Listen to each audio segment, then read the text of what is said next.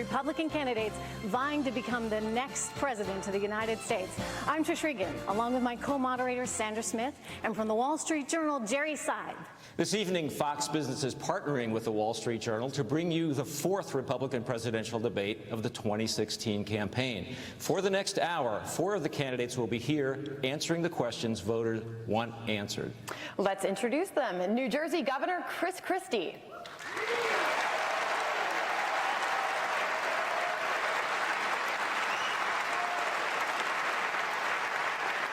Former Arkansas Governor Mike Huckabee.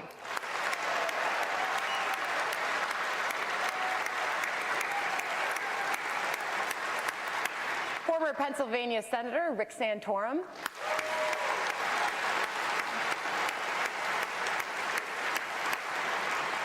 And Louisiana Governor Bobby Jindal. Thank you.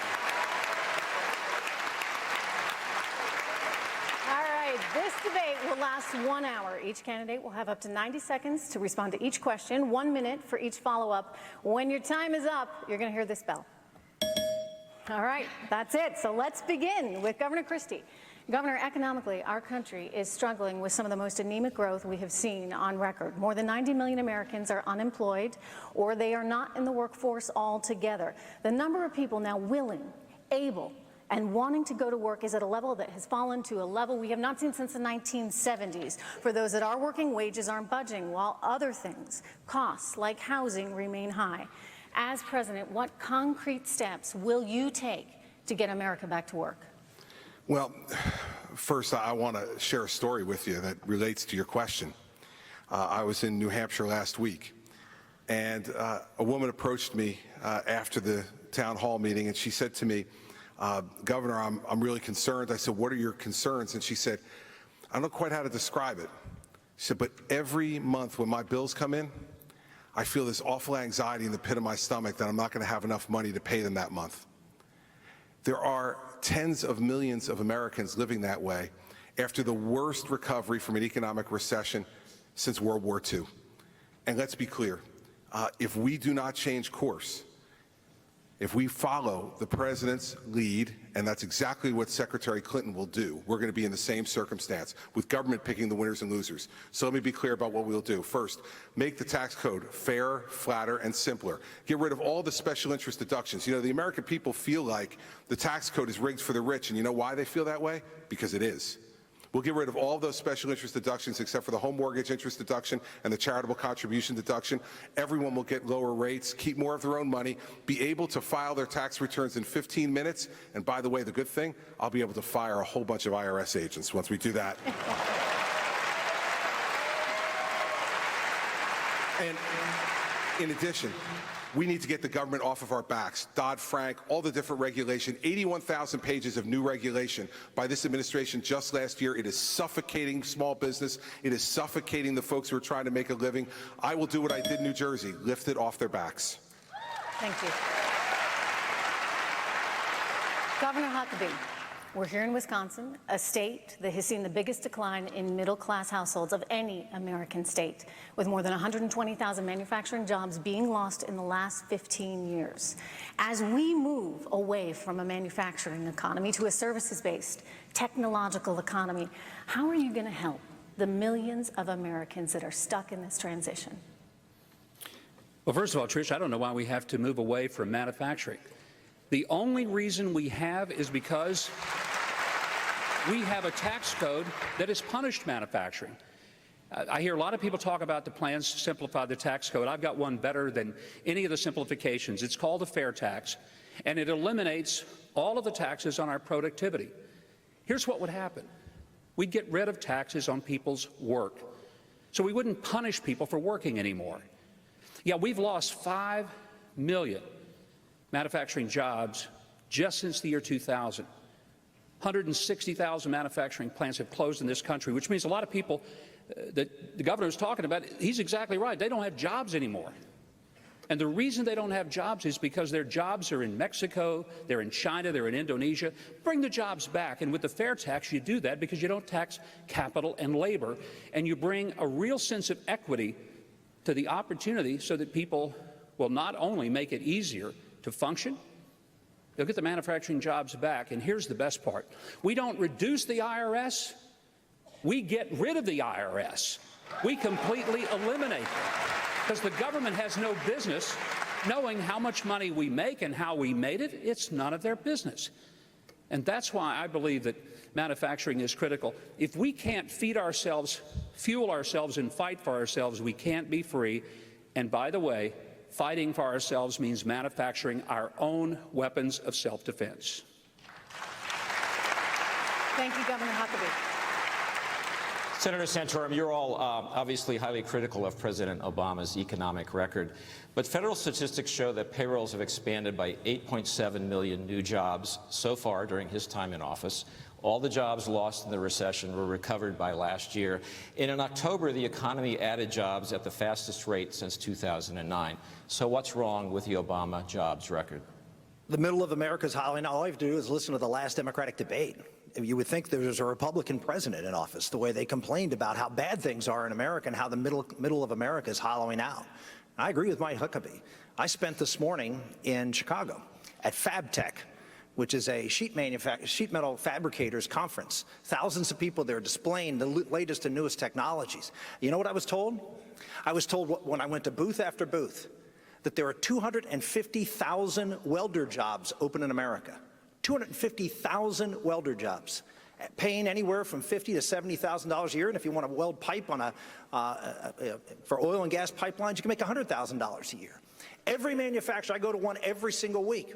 In fact, I have with me in the crowd here today a gentleman who is a supporter of mine from Rockwall, Texas, Ed Grand-Lenar, and he runs Special Products. And he tells me he has jobs open in every skill that he could possibly hire for in Rockwall, Texas, but he can't find people. So the issue is, yes, we need a tax code. I propose a 20% flat tax, 20% on corporations, 20% on individuals, full expensing, which will be powerful for manufacturing, a 0% rate initially for manufacturers. We're going to have a very powerful tax code. We're going to do something about regulation. We're going to suspend every single Obama regulation that cost over $100,000 to the economy. But we have to start doing something about training and employing people who are sitting on the sidelines because they don't see a path. And we have a bureaucracy in Washington, a president in Washington, and even among Republicans who think everybody has to go to college. People need to go to work, and we need to provide opportunities for them to go to work out of high school.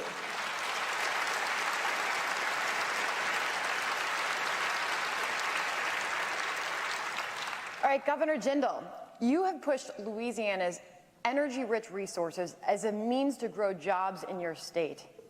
But as oil prices have plunged in recent months, so has jobs growth. Louisiana now has an unemployment rate above the national average. Will your energy-focused jobs plan for the country be subject to the same market ups and downs? Well, a couple of things. In Louisiana, we're actually a top 10 state for job growth. As we sit here today, we have more people working in Louisiana than ever before, earning a higher income than ever before. We've had 60 months in a row of consecutive job growth in our state. So the reality is we have diversified our economy. Yes, I've got an energy plan that says all of the above that creates good manufacturing jobs in America. We've also got one of the fastest growing IT sectors by percentage. We are growing Louisiana's economy. But let me get to the point that is, I think, the most important issue here tonight. You're going to have several hours of debate on the economy, and you're going to have a great discussion about energy plans and tax rates, and that's all great. The most important thing we have to do, we have a fundamental choice to make, folks. Are we willing to cut the government economy so we can grow the American economy? That is the most fundamental question we've got to answer. We are on the path to socialism right now.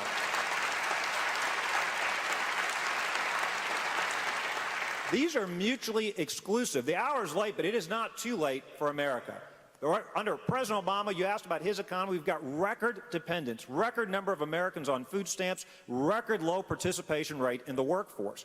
This is a fundamental choice. Sending a big government Republican to D.C. is not enough to fix this problem. It's not enough just to beat Hillary Clinton. We've got to change the direction of our country. What that means is let's shrink the government, not slow its growth rate, but actually shrink the government so we can grow the American economy. That is the fundamental issue we should be debating here tonight. All right, Governor Jindal, thank you. Governor Christie, you have said that the Democrats' message is one of, quote, free stuff. In contrast, Republicans want to reduce spending. How do you win a national election when the Democrats are offering free health care, a free or subsidized college education, and you're the party that is seemingly offering nothing in the way of immediate, tangible benefits? Yeah, sure. If anybody believes the stuff they heard from that Democratic debate a few weeks ago, there's nothing for free. What they forgot to tell you was that they're going to raise your tax rates to 70 or 80% in order to provide all of that stuff. But let me ask the folks at home one very simple question. Do you want to give Washington more control over your life? Do you think they're doing such a great job that now let's have them control what our corporations pay their employees? Let's have them control every aspect of our economy? Is Washington doing that good a job for you right now? And the fact is that if you listen to Hillary Clinton, she's made it very clear. She believes that she can make decisions for you better than you can make them for yourself. She believes that Washington, D.C. should pick the winners and losers in our economy and in our life. And here's what I believe as a Republican. I believe the greatness of America is not in its government. The greatness of America is in the American people. And what we need to do is get the government the hell out of the way and let the American people win once again.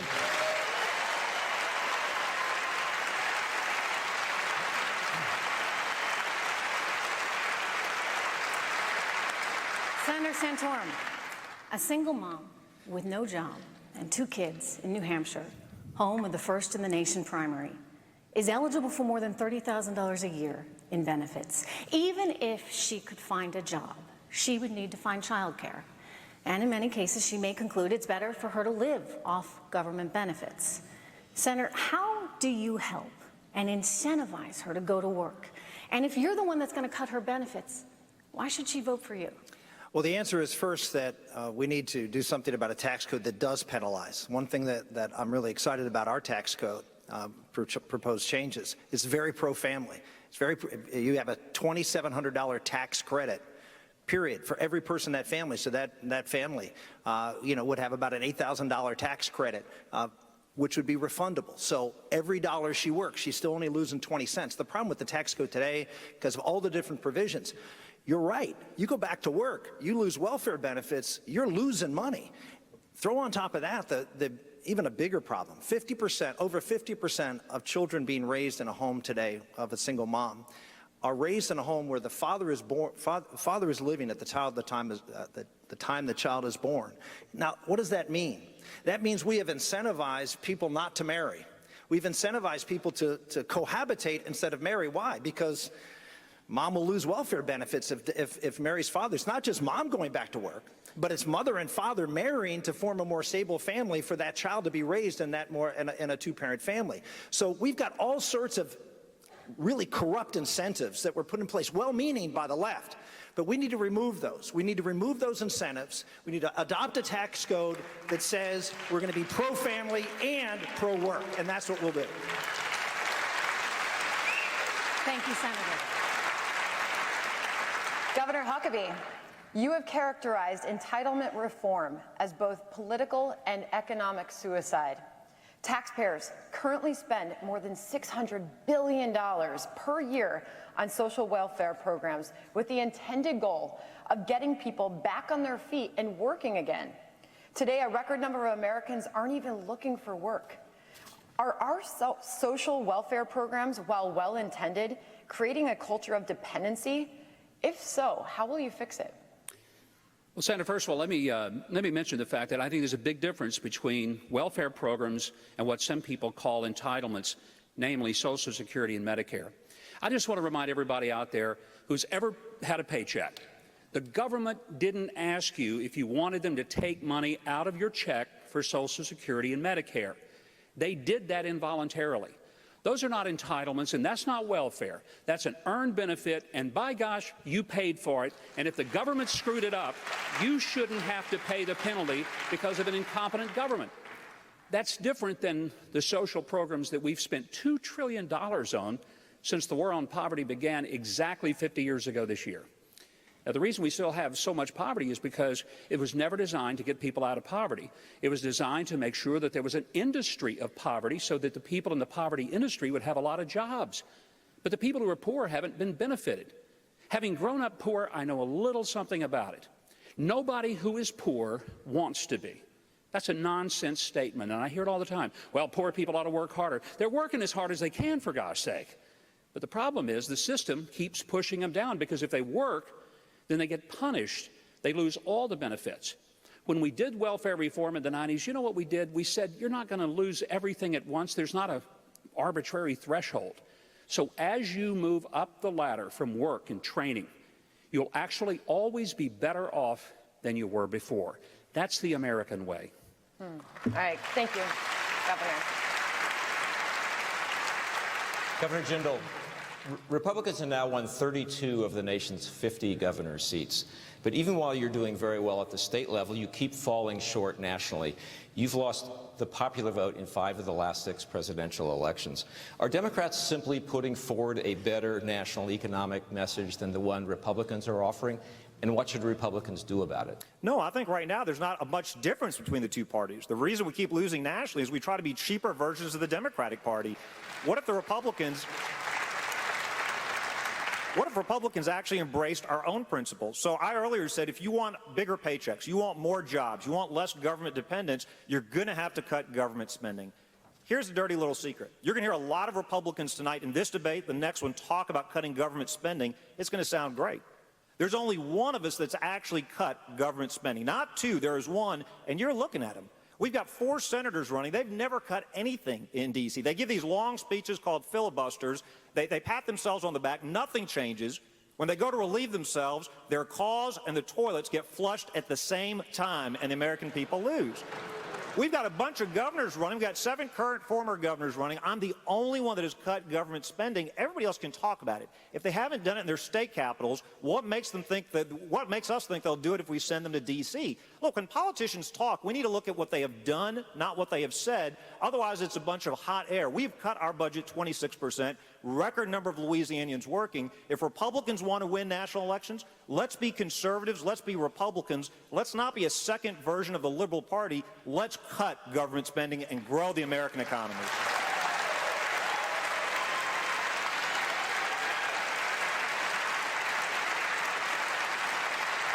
You have something to add, Governor. Well, I'd just like to respond, with all due respect to the governor, to the state just south of me. I would say that a lot of us have cut things. And during the recession of 2001 through 2003, when 91% of our state budget was basically 3 things: educate, medicate, and incarcerate, we ended up cutting 11% out of the state budget through that recession, so we didn't have to go in and raise a bunch of taxes, and there were people who thought we should. So it's just not accurate to say that nobody else up here has ever cut. I believe every governor has probably had to make tough decisions. I'm guessing my colleague Governor Christie has, as I'm tossing him the ball like Arkansas did to Ole Miss the other day. Wait. I want to respond. He has criticized something I've said. I want to respond to that, Mike. With all due respect, I admire your social views. I share many of those views. Your record as governor tells a different story. During your time as governor, spending in Arkansas went up 65%. Number of state workers went up 20%. The taxes for the average citizen went up 47%. That's not a record of cutting. I'm saying we've actually cut. We've reduced the size of our budget. So wanting to cut is one thing. Actually cutting is a different thing. Facts don't lie. All right, Well, let's bring Governor Christie in Sandra, on this, because before we get too far away, he specifically brought out some things about the record that I need to correct. all right, well, let's keep the conversation going. Let's bring Governor Christie in here, because we're talking about national debt climbing towards $19 trillion, Governor. Our federal government employs nearly 3 million workers. Our tax code is more than 74,000 pages long. If you're elected president, Governor Christie, what concrete steps would you take to reduce the size of the federal government? First off, let me just say this in response to this back and forth. For the people who are out there right now, I want to guarantee you one thing, real clearly. If you think that Mike Huckabee won't be the kind of president who will cut back spending, or Chris Christie, or John Kasich, wait till you see what Hillary Clinton will do to this country and how she will drown us in debt. She is the real adversary tonight, and we better stay focused as Republicans on her. Now, I put forward an entitlement reform plan. We spend 71 cents of every dollar in America on entitlements and debt service. And Willie Sutton used to say, when they asked him why he robbed banks, he said that's because it's where the money is.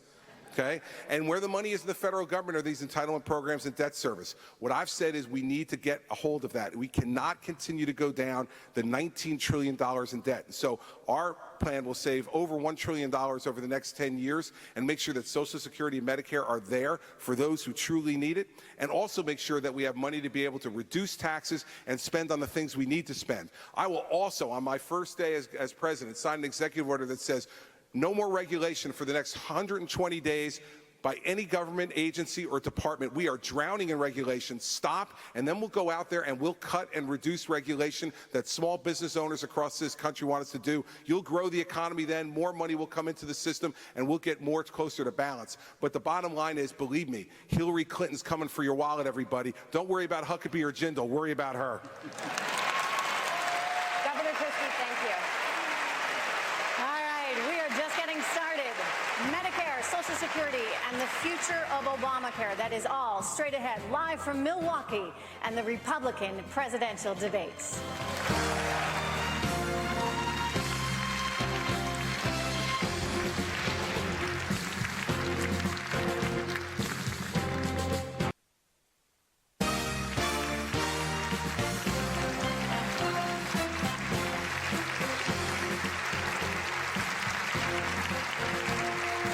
Welcome back to the Milwaukee Theater and the Republican presidential debate. On to the next round of questions. Jerry has the next question. Senator Santorum, we're in the upper Midwest, heart of the American auto industry. The Auto Alliance says the state of Wisconsin, where we are tonight, is home to 176 auto supplier companies. Back in 2008, you opposed the use of federal bailout funds for automakers as proposed then by the Bush administration. The automakers survived. In retrospect, do you still think that was the right position? Absolutely. Look, I'm a capitalist, not a corporatist. I'm not someone who believes that we should be bailing out corporations, whether they're auto industries or banks. And it is simply a matter that the auto industry would have survived. It would have survived through a bankruptcy process instead of Washington picking a winner and a loser. And in this case, the losers were the bondholders and the winners were the unions. That's fine. They did it. The unions survived. We have not survived in continuing to grow manufacturing jobs. We have a president and an economy right now that is choking our ability to be able to compete.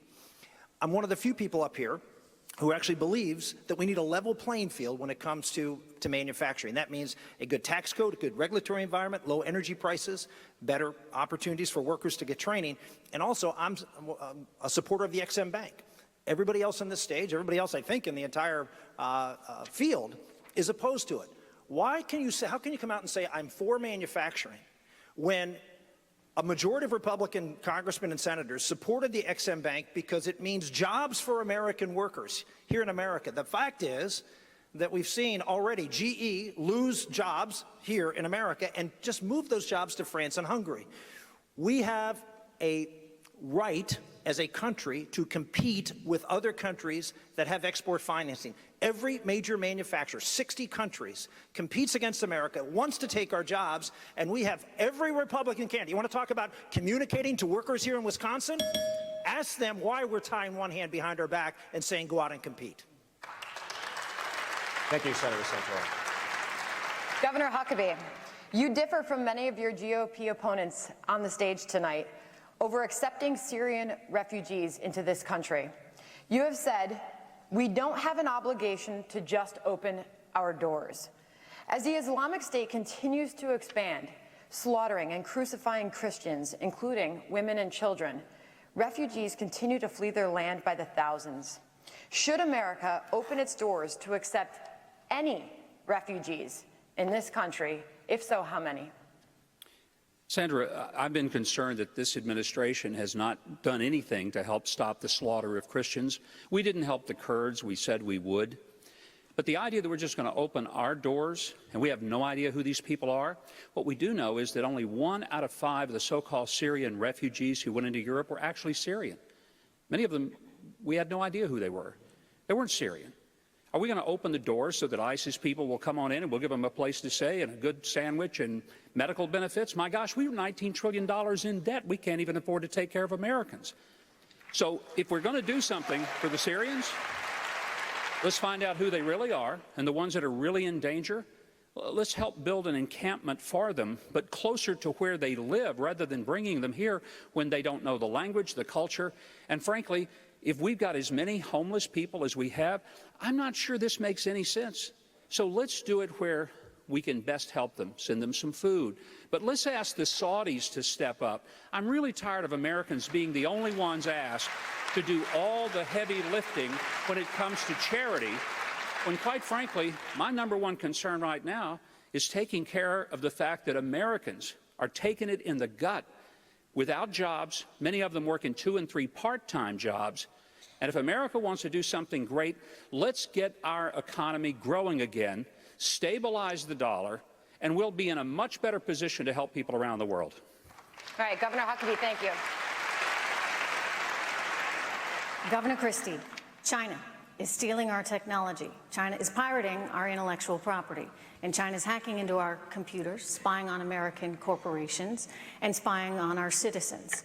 China also slaps tariffs on U.S. goods, making it harder for us to sell our products. How are you going to stop it? Well, let's start with this. Remember why we're in the position we're in with China. Because an absolutely weak and feckless foreign policy that was engineered by Hillary Clinton and Barack Obama. That's why we're in the position we're in. Because, Trish, the Chinese don't take us seriously, and why should they?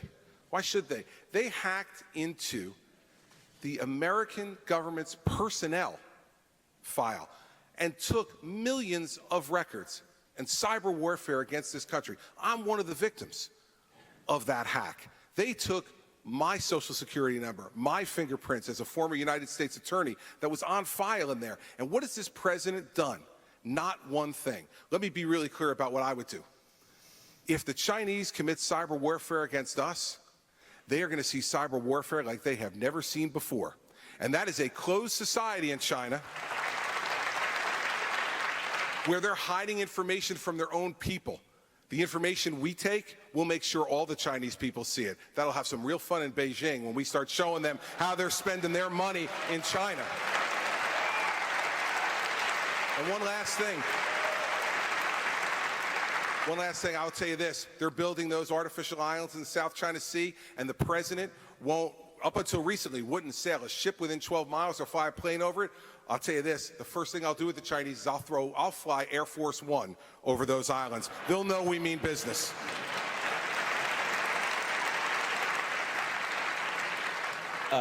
Governor Jindal, there's a new trade deal the Obama administration has completed with 11 other Pacific nations. The U.S. Trade Representative's office says that deal will cut 18,000 different tariffs on American goods sent to the Pacific. It will cut tariffs on goods made in your state of Louisiana by as much as 40%. You've been a skeptic about this deal. Now that the details are public, are you going to be for it? I was absolutely a skeptic of giving this president more power. He negotiated a bad deal with Iran. He breaks the law routinely. I don't know why Congress would want to concede more authority to him. Look, this trade deal is 6,000 pages long. Unlike Obamacare, I think we should read it before we decide whether we would vote for it or not vote for it. I am for trade deals, but I want to make sure they're fair trade deals. I want to come back to something that Chris had said earlier. Look, I absolutely agree we've got to beat Hillary Clinton. But just sending any Republican's not good enough. We've had a Republican majority in the Senate and the House. What has changed? If we send another big government Republican to the White House, we will not do enough to fix what is wrong in this country. Chris, I think records matter. I think the way we govern matter. Under your leadership in New Jersey, your budget's gone up 15%. It's gone down 26% in Louisiana. It has gone up $5 billion in New Jersey. It's gone down $9 billion in Louisiana. In New Jersey, you've had 9 credit downgrades, setting a record. We've had 8 credit upgrades in Louisiana. My point is this. If politicians say they're going to be conservative, they say they're going to cut spending, but they don't do it, why should we send them to D.C.? It gets harder, not easier, when we send them to D.C. Let's not be a second liberal party. Let's actually cut government spending. Let's grow the American economy. Let's not just beat Hillary. Let's elect a conservative to the White House, not just any Republican. Governor Christie?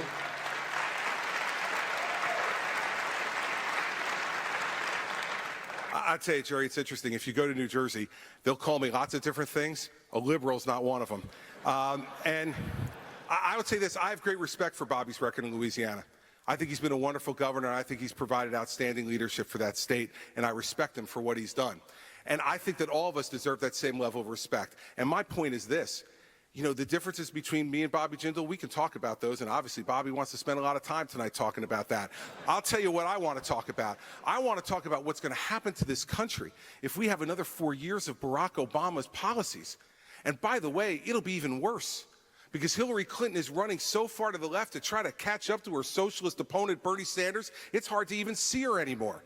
The fact is that we better be focused on it. And I'll tell you what I'll bring to the table.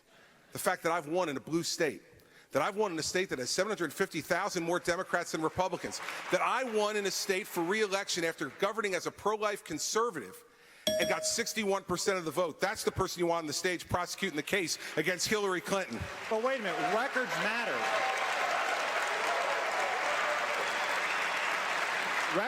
Records matter. Yes, we've got to beat Hillary Clinton, but Chris, it's also true that you expanded food stamps at a time that we've got record numbers of Americans on food stamps. It's also true you caved into Obamacare, you expanded Medicaid. We've got a choice in front of us. This is an important debate. This is not about comparing Louisiana to New Jersey or Bobby to Chris. This is an important debate for the American people. This is supposed to be an economics debate. Let's have a debate. Do we want to grow government, or do we want to grow the American economy? Do we want to grow dependence on government, or do we want to grow good-paying jobs in the private sector? Right. You don't grow the economy by putting more people on food stamps, more people in Medicaid. You grow the economy by cutting government, cutting spending. That's what we've done in Louisiana. You haven't done that in New Jersey. We need a conservative, not a big government Republican in D.C. Governor Chris, Let me just last say, word briefly. Sure. So let me just say this. It's interesting. I complimented Bobby. Imagine how much time he'd want if I actually criticized him.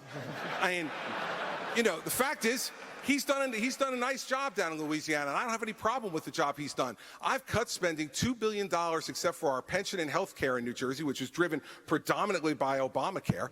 We have reduced the number of employees we have in the state payroll by 15%. But you know what? The people out there don't care about any of that. You know what they care about? They care about who's going to be able to beat Hillary Clinton, who's going to keep their eye on the ball. I'm going to keep my eye on the ball. Thank you both governors. Next question to you, This is about Governor. how we move our country forward. Look, this is not about between me and Chris. This I'd like to is the get that Republican Party. opportunity. All right, Governor Jindal, Governor We're going to be Jindal. the party of cutting government Let me get in here, because the next question is to you, and it's on Obamacare.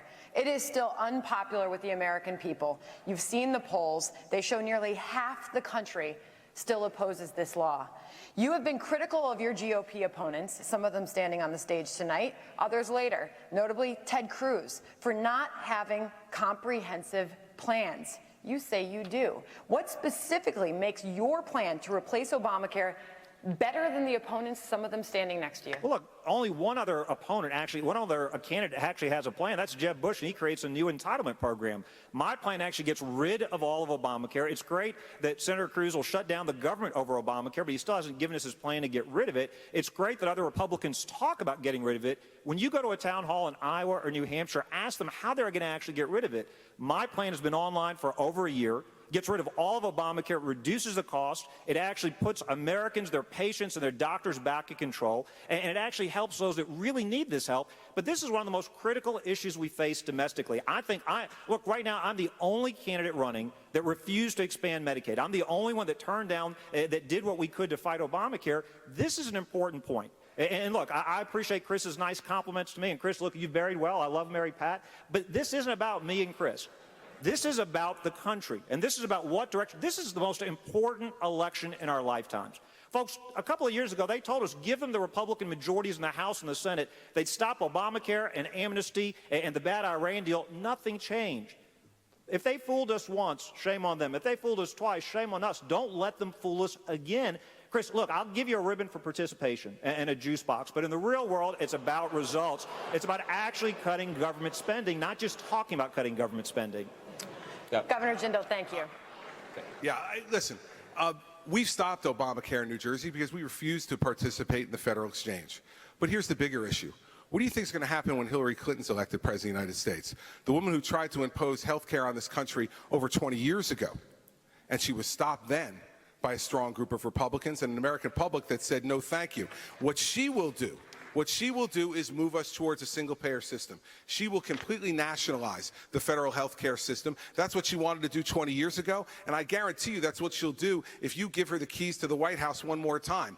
The fact is we need someone who knows how to beat Democrats, who knows how to beat Democrats in a Democratic area. I've done it twice as governor of New Jersey, and Hillary Clinton doesn't want 1 minute on that stage with me next September when I'm debating her and prosecuting her for her vision for America. Let me settle this argument.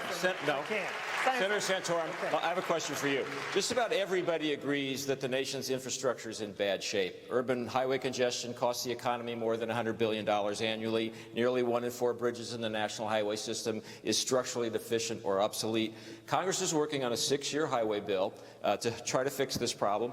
It only funds it for about 3 years. Should Americans be asked to pay more in federal gas taxes to address this problem? I'll answer that in a second, but I want to answer this other problem because this is a real legitimate debate between Chris and Bobby. You have someone who says we need someone who can win in a blue state, and Bobby says we need a real principled conservative.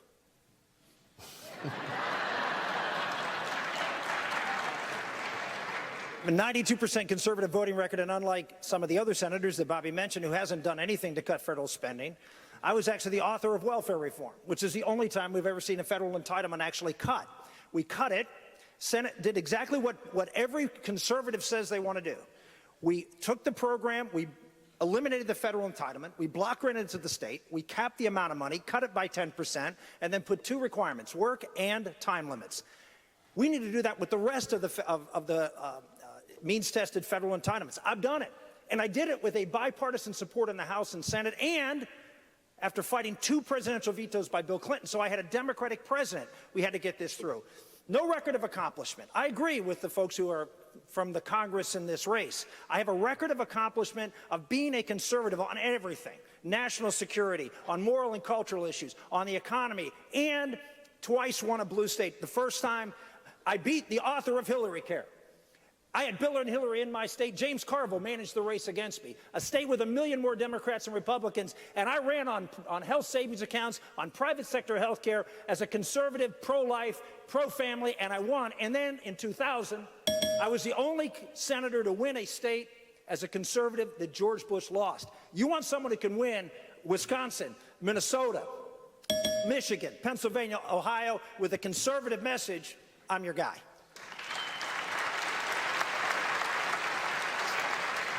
Senator, I don't think we got the infrastructure, but I understand. I'll be happy to answer that if you give me the time. That's right. No, I would, to do the things you're talking about, that you're all talking about, getting things done in Washington, you have to work with the other side. So a question. Who in Congress do you most admire on the Democratic side? I need one name from each of you. And let's start with Governor Jindal. Look, we can waste our time, and I think this is why people are so frustrated with the last debate, with these kinds of silly questions. We've only got a certain amount of time to talk about the economy. Let me use my time to say that I want to fire everybody in D.C. in both parties. I think we need term limits, get rid of them all, and make them live under the same rules they pass for the rest of us. Governor Huckabee? Well, since we're not going to answer the question, let me just remind everybody, tomorrow is Veterans Day. And here's what I would like to remind everybody. The VA has been a disaster in large part because the people in Congress have never bothered to fix it, and this president has certainly not. Let me finish, please. I'm going to ask you this. What would happen if the Congress and the president had to get their health care from the VA? We would fix the problem, and we would fix Congress. Governor Christie? I'll continue in the pattern and just say... And just say this to everybody, since it seems to be an open question. I'll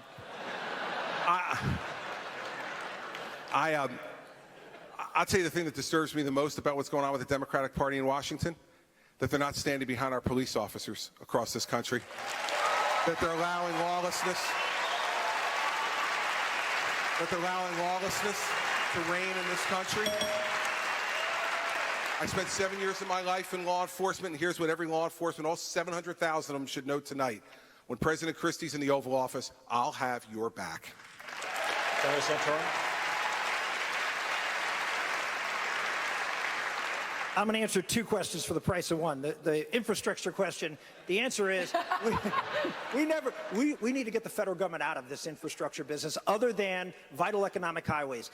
It's been said that if we cut the gas tax to 3 to 5 cents and send the rest back to the states and just take care of the federal infrastructure that's vital for our economy. We don't need the federal government in the road business that it is today, number one. Number two, you know who I respect in the Democratic Party? You know why I respect them? Because they fight. Because they're not willing to back down, and they're willing to stand up and fight and win. And so I respect them because they are willing to take it to us.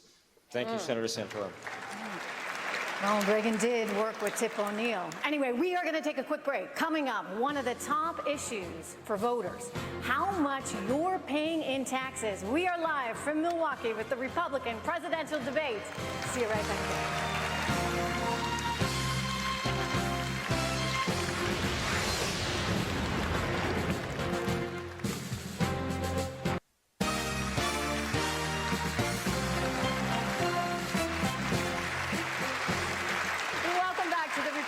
Presidential debate. We are live from Milwaukee. A top issue on the campaign trail, taxes and how much you pay. All right, I've got a question for all of you here. When looking at federal income tax, state income tax, and local tax, in some cases combined, some Americans are paying over 50% of their paycheck to the government. What is the highest percentage, all in the way of taxes that any American should have to pay, and what is the lowest? I'd like to, again, to hear from each of you, and I want those two all-in numbers. I'm going to start with you, Senator Santorum. Well, I'll tell you, I have a 20% flat tax that's on all income, so capital gains, corporations, individuals, 20%. I think that's a fair number, 1 out of 5, to be able to help support the federal government. By the way, it also approximates, if you take out some of the deductions, approximate how much the federal government is on average spent of GDP, which is about 18 to 19% of GDP. So it actually fits with shrinking the size of government down to more like post-World War II levels.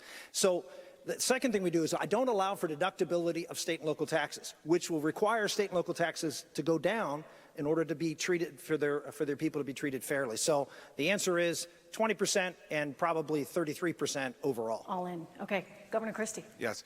You know, our tax plan puts forward a highest rate of 28% for those who are doing the most and making the most in this country, and 8% on the low end. And I agree with Senator Santorum. We get rid of all of the deductions and loopholes, except for the home mortgage interest deduction and the charitable contribution deduction. That means getting rid of the state and local income tax deduction as well, because that will put more pressure on governors and on local officials not to keep raising those taxes, saying, well, you can deduct them. And so ours would be 28 on the high end, 8 on the low end. And I'll tell you one other thing. Americans for Tax Reform came out with a report 6 weeks ago and said, I've vetoed more tax increases than any governor in American history. I will do exactly the same thing as President of the United States. Let me get back to you, Governor Jindal. So under our tax plan, look, the top rate is 25%, 10%, 2%. That 2% is the most important. I think everybody should pay something. I think everybody should have skin in the game. We shouldn't be creating one group of Americans that's dependent on government, another group that's paying taxes. I want to come back to an earlier point that Chris said. Look, we all agree Hillary Clinton's bad. We all agree we need to beat her. But let's not pretend that out-of-control government spending is only a Democratic issue. This is a bipartisan issue, and just sending another big government Republican to D.C. is not good enough. We need to actually cut government spending. We need to cut, and we're not going to do it just by sending any Republican. I'm glad he's vetoed taxes. The Tax Foundation rated New Jersey the 50th worst business climate due to taxes, high taxes in the state of New Jersey. Governor Huckabee. Well, thank you very much. I still want to go back to the fact that if we got rid of all the taxes on our work, got rid of the taxes on our savings, investments, capital gains, and inheritance, and made a zero tax, we pay at the point of consumption. Because why should we punish people for their productivity? And the fair tax doesn't punish people for doing well and building the economy. There's $31 trillion parked offshore. What happens if that money comes back to America? You think it'd goose the economy? I guarantee you it would. And that's why the fair tax is the best solution we have for economic growth in this country. Governor Huckabee, Americans under your plan would pay a tax on every single thing that they purchased. Given that consumer spending accounts for 2/3 of GDP, some economists worry that your tax plan would actually discourage spending, thereby slowing our economy. How do you respond? Well, first of all, do you know an American that'll just stop spending? I don't. No, that's not going to be the problem. Look, Americans will go to the marketplace with more money they've ever had. For the first time, they'll be having their whole paycheck. You see, most people don't understand that when you buy something that is made in America, 22% of the cost of it is the embedded tax they never even know they paid. It's why China's beating the daylights out of us. They can build stuff that we can't because they're not taxing it when they don't tax capital and labor, and we do. They bring something over here, it's automatically cheaper even without the regulatory environment because they're not embedding the taxes. We are. Take the embedded taxes out, give a person his whole paycheck because every American would no longer have a payroll tax taken out. It means they see their real paycheck for the first time. When they go to spend that money, they'll actually have it. And they only pay taxes on the stuff that's new. So a lot of Americans will buy used stuff. Look, here's the point.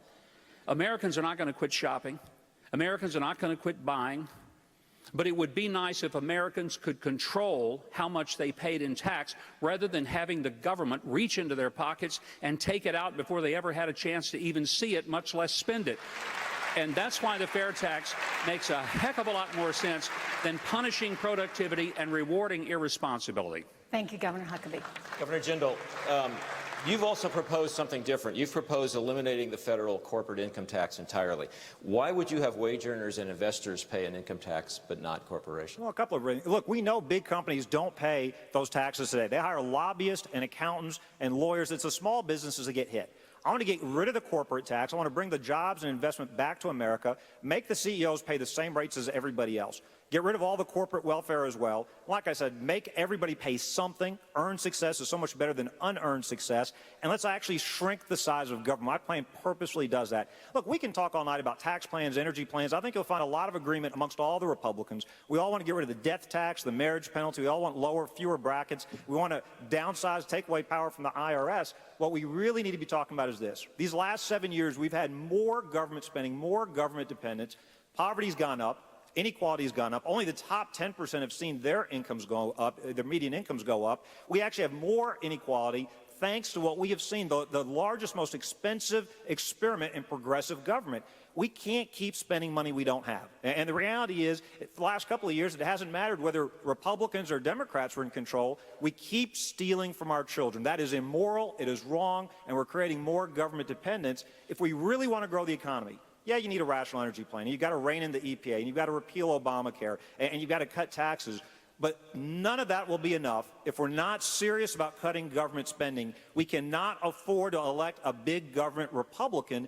We need somebody. This is the most important election. Hillary Clinton is gift-wrapping this election to us. Let's not waste this opportunity to apply conservative principles and cut the size of government. All right. Governor Jindal, thank you. All right, well, we are not finished yet. More from the Republican presidential debate in Milwaukee next.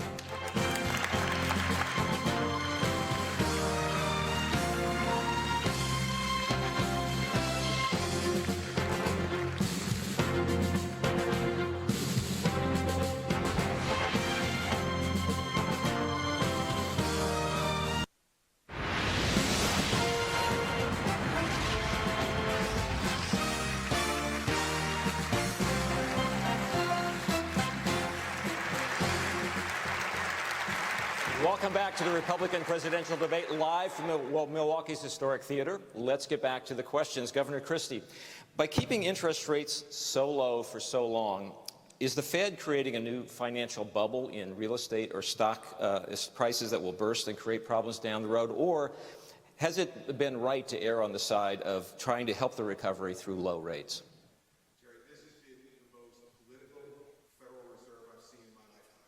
Now, when they first cut interest rates during the economic recession and the crisis, that was the right thing to do. But they have kept those interest rates artificially low for one reason and one reason only, because they're trying to politically support Barack Obama and his agenda.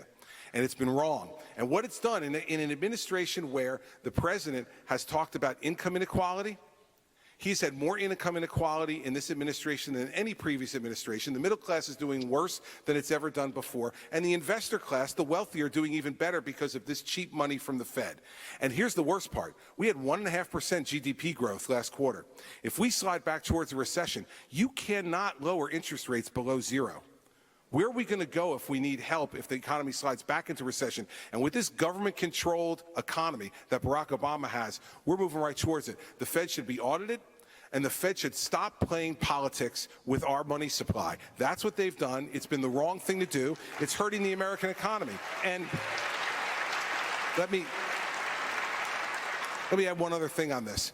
Be very aware now, because what Hillary Clinton is talking about doing, if she's president of the United States, is to make sure that the government gets even more involved in the economy, even more involved in making choices for everybody. You do not want that to happen. You need someone who's going to stand up on that stage and prosecute the case against her and prosecute it strong. That's what I'll do. Senator Santorum, you agree with Governor Christie. You also have said that the Fed should be audited.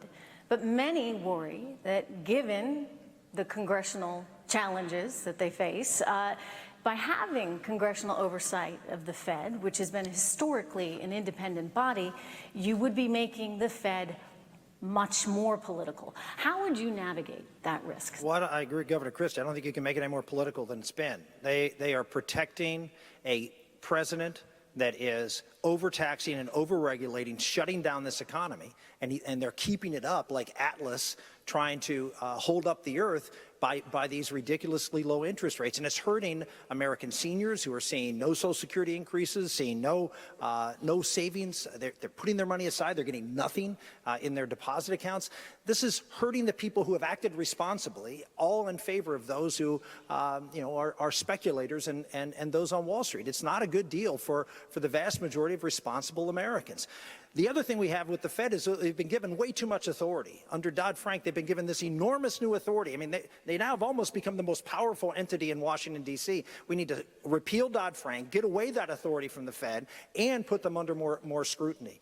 That's only part of the problem. I understand the Fed is an interesting thing for a business channel, but I think for most Americans, the most important business is the family. And we haven't really talked much about the importance of the family to the economy. And ladies and gentlemen, every single book from left to right that's been written over the last couple of years has said the biggest problem in America today, at the hollowing out of the middle of America, is the breakdown of the nuclear family in America. We better be the party that's out there talking about this issue and what we're going to do to help strengthen marriage and return dads into homes in all communities. You want to talk about the communities that are hurting the most, the ones you see the protest in? There are no dads, and we need to do something about it. Thank you, Senator. Governor Huckabee, both Senator Santorum and Governor Christie were both critical of the Federal Reserve. Also, many have questioned whether Janet Yellen is the right person to be running the Fed. If elected president, would you keep Janet Yellen? Well, my wife's name's Janet. And when you say Janet Yellen, I'm very familiar with what you mean. But look, I think the Fed's in a big trouble because they haven't addressed the #1 issue that's hurting Americans, and that's the fact that wages for the bottom 90% of the economy have been stagnant for 40 years. In the 25 years after World War II, up to 1971, wages grew by 85% in this country. People were moving up in the middle class. There was a middle class. That's not happening anymore, and in large measure, the Fed has manipulated the dollar so it doesn't have a standard. Tie the dollar to something fixed. And if it's not going to be gold, make it the commodity basket. But here's what we've got to do. We absolutely have to get it where that people who go out there and work get something in return. And if the dollar keeps fluctuating, and this is as crazy as the price of bread, well, the fact is people can't get ahead. So would you change leadership at the Fed? Absolutely. Absolutely, because what we need to do is to make sure that they tie the monetary standard to something that makes sense rather than to their own whims. Because who's getting gut punched? It ain't the people in Wall Street. It's the folks on Main Street. They're the ones whose wages have been stagnant for 40 years, and the average American today has a total savings of $1,000, one root canal, and they're in trouble. And if their car breaks down the same week, they're out of business. All right. Governor Huckabee, thank you. All right, Senator Santorum, by the way, today is the 240th birthday of the United States Marine Corps.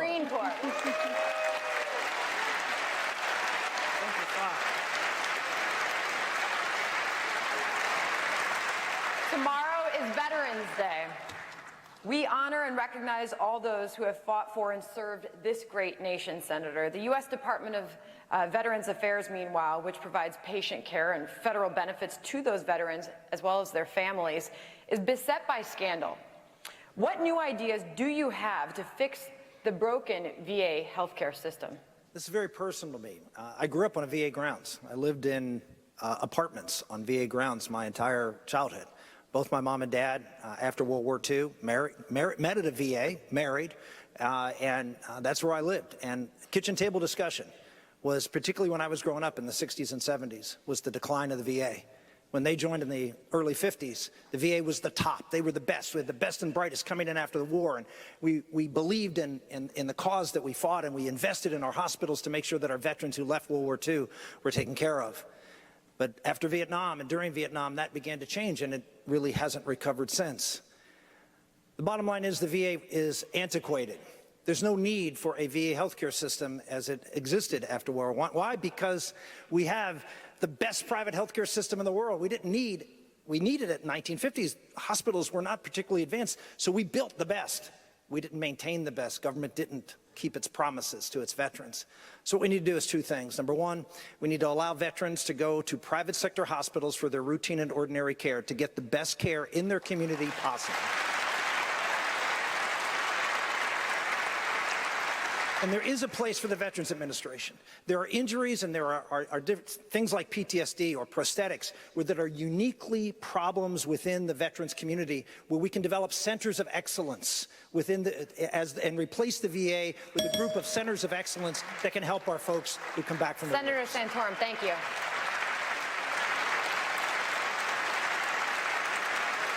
I have a question for all of you. Americans' connection to the military has been increasingly fading.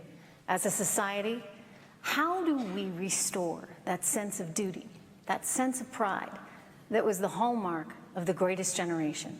Again, I'd like to ask each of you 30 seconds each, beginning with Governor Jindal. Well, a couple of things. First, I want to echo what others have said and thank those veterans that have run towards danger, not away from it, so we can live in the greatest country in the history of the world. I think every veteran should get that card, and they should be allowed to get that health care wherever they want in the private sector. But I also think, or the public sector, I also think we need to fire some of these VA bureaucrats. Somebody should go to jail over these scandals, and it is a crime that has not happened. When it comes to uniting the American people, one of the things we have done to honor our veterans in Louisiana, we have given thousands, and I've hand-delivered these to veterans, medals to veterans, to thank them for their service. I'll just give you one quick example. I know my time is out, but we've had Vietnam War veterans with tears in their eyes saying nobody has ever thanked them before. We've had World War II veterans, children, who said they'd never heard the stories of their parents' heroic sacrifice. Whatever conflict, whenever they served, one of the things we can do is to teach our children we do live in the greatest country in the history of the world. We've got a president who doesn't believe in American exceptionalism, but we still do, and it's because of those men and women in uniform. We should thank them every day, not just Veterans Day.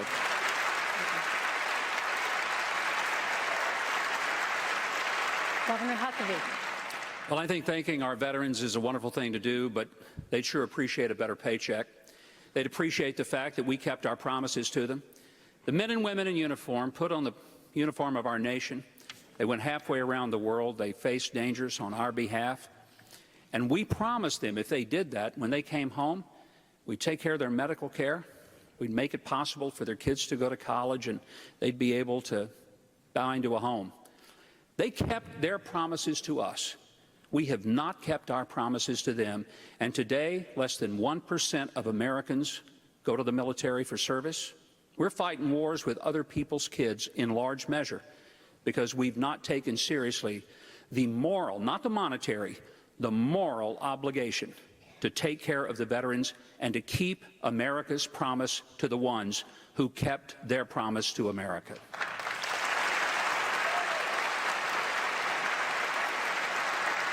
Governor Christie.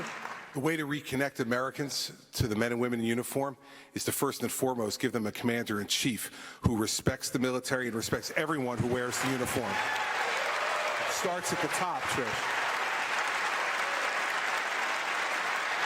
When Secretary Clinton says there's no crisis at the VA, that sends a long and hard message to our veterans that she doesn't get it and she doesn't respect their service.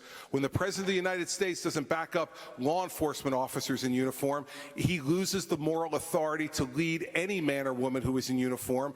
I spent 7 years in law enforcement. I respect these folks, and I will do so as Commander-in-Chief of the military. Senator Santorum. It should come as no surprise to Chris or anybody else that Barack Obama hasn't stood behind our men and women in uniform here at home, because he hasn't stood behind them overseas. The rules of engagement that we've allowed our soldiers to go and fight against have put them in harm's way for political purposes. This has been the most politicized wars that we've ever seen under this administration. He gets in and gets out based upon what the polls are saying and what pressure he's getting from groups. Talk about a commander-in-chief. We need a commander-in-chief who has a vision and plan of how we're going to execute the national security of our country. Commander-in-chief is not an entry-level position. Experience matters, and that's why I would ask for your support as a commander-in-chief, because I have the experience against the enemy that we confront to do the job. Candidates, it's time for closing statements. 30 seconds. Governor Jindal, start with you. You know, I've spent a lot of time tonight talking about the need to cut the size of government. The reason I'm doing that, it's not just about balancing the budget or a bunch of numbers. It's because I believe in the American dream. I think President Obama's done a lot of damage to our country. I think that one of the worst things he has done is try to change the idea of America to being one of dependence. There are a lot of politicians that talk about cutting government spending. I'm the only one that's actually done it that's running for president. The rest of them, it's a lot of hot air. If you want your paychecks to go up, if you want more good-paying jobs, if you want the government out of your lives, we've got to cut the size of government. It's not enough just to elect any Republican. We've seen that. We've got to elect a Republican that will take on the establishment in both parties. I'm asking for your support. Thank you. Senator Santorum. I announced from a factory floor in Western Pennsylvania. This campaign has all been about two words for me: working families. Working. Getting people the opportunity to see those wages rise, to be on the side of the American workers so they can get good paying jobs. And that means we have to start making things in America again. We need a president who's going to not just put policies in place, but is going to stand up at the bully pulpit and talk about the dignity of being a welder, the dignity of being a carpenter, about going to work and earning success, and also the importance of families and fathers and mothers raising their children and committing to that so they can give children and our country the best opportunities for success. Working families is the key for us to win this election. Governor Huckabee. In many ways, I feel like I'm the luckiest guy on earth. I really do. It's a long way from a little brick rent house on 2nd Street in Hope, Arkansas, to this stage where I'm running for President of the United States. It's not about me, not about these guys. It ought to be about you. And I've never been the favorite of the people who have the most money, but I want to be the favorite of the people who still want to believe the American dream can work for them. Today in our office, I got a letter from a 3rd grader in North Dakota. Her name is Reese. She sent $6 from her allowance and said, I want to help you be president. You know, I'm going to keep standing on this stage and keep fighting for one reason, because somewhere out there in North Dakota and all over America, there are kids like Reese who need a president who will never forget where they came from. And I promise I won't. Governor Christie. I want to tell the American people who are watching tonight the truth. I saw the most disgraceful thing I've seen in this entire campaign a few weeks ago. Hillary Clinton was asked the enemy she's most proud of, and she said, Republicans. In a world where we have Al-Qaeda and ISIS, the mullahs in Iran, and Vladimir Putin, the woman who asks to run and represent all of the United States, says that her greatest enemies are people like you in this audience and us here. I will tell you one thing, and write this down. When you elect me President of the United States, I will go to Washington not only to fight the fights that need fighting, not only to say what I mean and mean what I say, but to bring this entire country together for a better future for our children and grandchildren.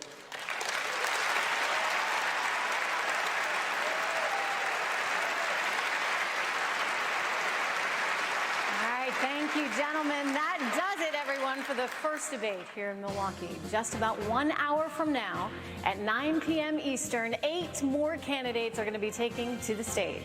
Right now, though, special coverage of the Republican presidential debate live from Milwaukee continues right here on Fox Business.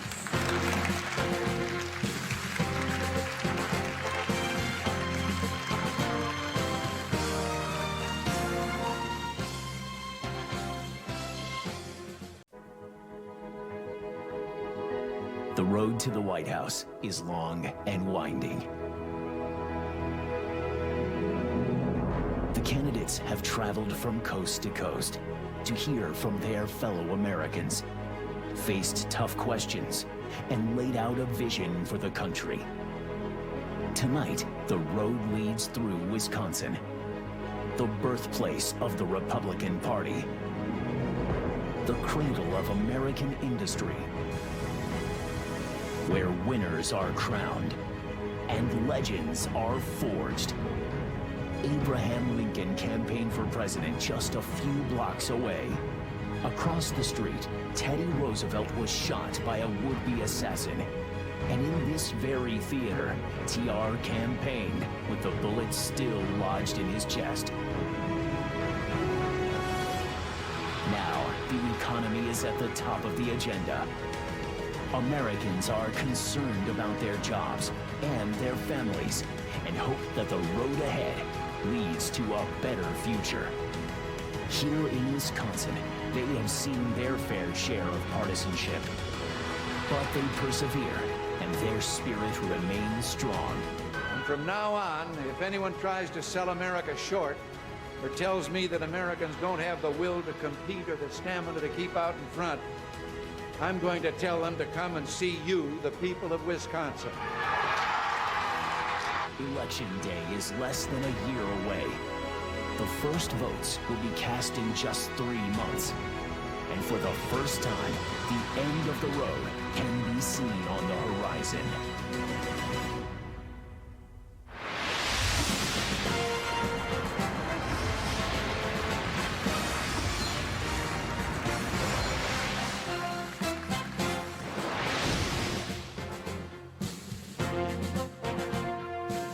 It is 9 p.m. on the East Coast, 8 p.m. here inside the Milwaukee Theater. Welcome to the Republican presidential debate here on the Fox Business Network. I'm Neil Cavuto, alongside my co-moderators Maria Bartiromo and the editor-in-chief of the Wall Street Journal, Gerard Baker. Tonight, we are partnering with the Wall Street Journal to ask questions on the economy that voters want answered. We're also working with Facebook, who tells us that since the first Republican debate, more than 58 million people have joined the political conversation online. More than 9 million are talking specifically about the economy. The candidates on stage tonight were selected based on their standing in an average of 4 national polls, those standings determining their position on the stage. And here they are. At center stage, businessman Donald Trump.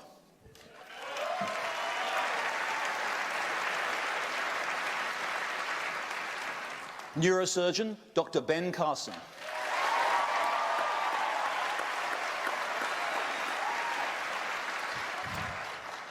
Florida Senator Marco Rubio.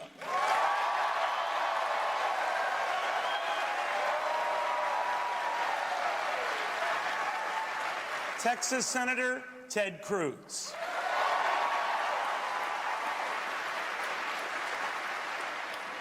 Former Florida Governor Jeb Bush.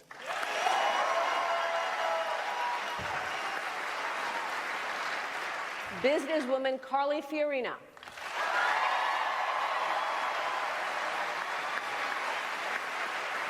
Ohio Governor John Kasich.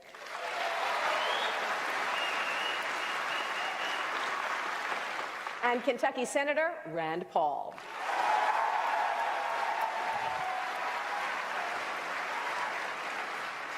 Tonight's rules are simple. Up to 90 seconds for each answer, 1 minute for each follow-up response. And if a candidate goes over their allotted time, you'll hear this. It sounds like a game show, but it's not. Anyway. Now, I would be remiss if I did not acknowledge the elephant in the room, and I'm not talking about your party's fine symbol. I'm talking about the purpose of tonight's debate, the economy and what each of you would do to improve it, no more, no less. We are focused on those issues and what you have said on those issues in your words and what your opponents have said in their words about your words. That is the agenda tonight, how each of you plans to make America better tomorrow. And so we begin. Candidates, as we gather tonight in this very august theater, just outside and across the country, picketers are gathering as well. They're demanding an immediate hike in the minimum wage to $15 an hour. Just a few hours ago, New York Governor Andrew Cuomo proposed doing the same for all state workers, the first governor to do so. Mr. Trump, as the leading presidential candidate on this stage and one whose tax plan exempts couples making up to $50,000 a year from paying any federal income taxes at all, are you sympathetic to the protesters' cause, since a $15 wage works out to about $31,000 a year? I can't be, Neil, and the reason I can't be is that we are a country that is being beaten on every front, economically, militarily. There is nothing that we do now to win. We don't win anymore. Our taxes are too high. I've come up with a tax plan that many, many people like very much. It's going to be a tremendous plan. I think it'll make our country and our economy very dynamic. But taxes too high, wages too high. We're not going to be able to compete against the world. I hate to say it, but we have to leave it the way it is. People have to go out, they have to work really hard, and they have to get into that upper stratum. But we cannot do this if we are going to compete with the rest of the world. We just can't do it. So do not raise the minimum wage. I would not raise the minimum. Dr. Carson, you have long... Thank you. Dr. Carson, you have long bemoaned this lackluster recovery, and this Facebook map shows that Americans share your concern. The green represents how the jobs issue is resonating all across this nation, especially here in the state of Wisconsin. You've suggested one minimum wage does not fit all, and that perhaps we should offer a lower or starter wage for young people. Those protesters outside are looking for $15 and nothing less. Where are you? Well, first of all, delighted to be here. My family's here, and my little granddaughter, who's 3 years old, said she wanted to come to the debate. So this is very cool. As far as the minimum wage is concerned, people need to be educated on the minimum wage. Every time we raise the minimum wage, the number of jobless people increases. It's particularly a problem in the black community. Only 19.8% of black teenagers have a job. We're looking for one. You know, that's because of those high wages. If you lower those wages, that comes down. You know, I can remember as a youngster, you know, my first job working in a laboratory as a lab assistant and multiple other jobs. But I would not have gotten those jobs if someone had to pay me a large amount of money. But what I did gain from those jobs is a tremendous amount of experience and how to operate in the world and how to relate to different people and how to become a responsible individual. And that's what gave me what I needed to ascend the ladder of opportunity in this country. That's what we need to be thinking about. How do we allow people to ascend the ladder of opportunity rather than how do we give them everything and keep them dependent?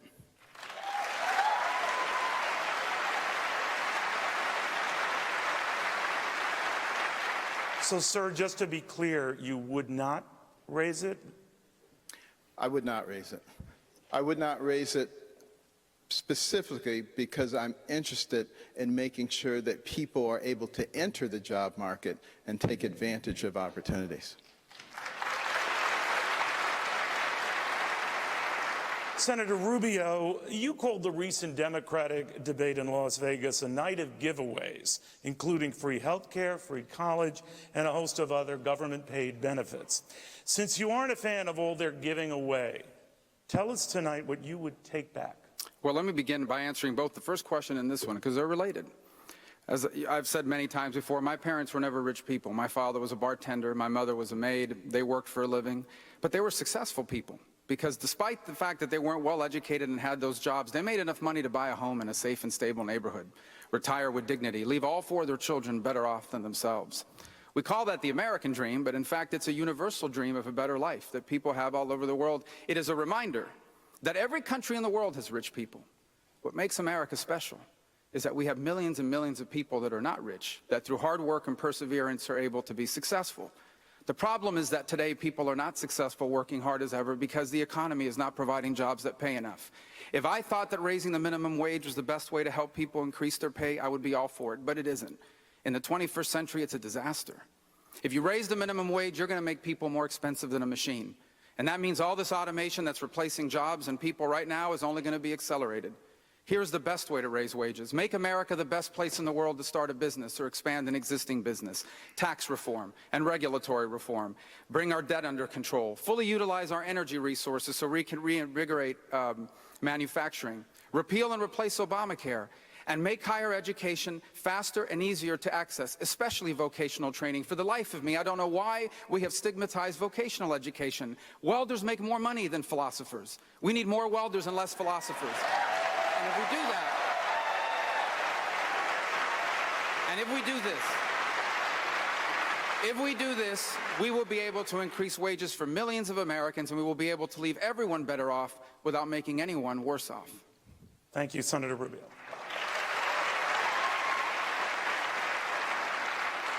We've asked people on Facebook to submit their questions for the candidates. Seth Bell wrote, "We are approaching $20 trillion in national debt. Specifically, what plans do you have to cut federal spending?"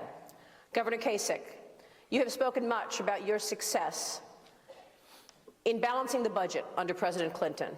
Today, the national debt is at record highs and growing unsustainably.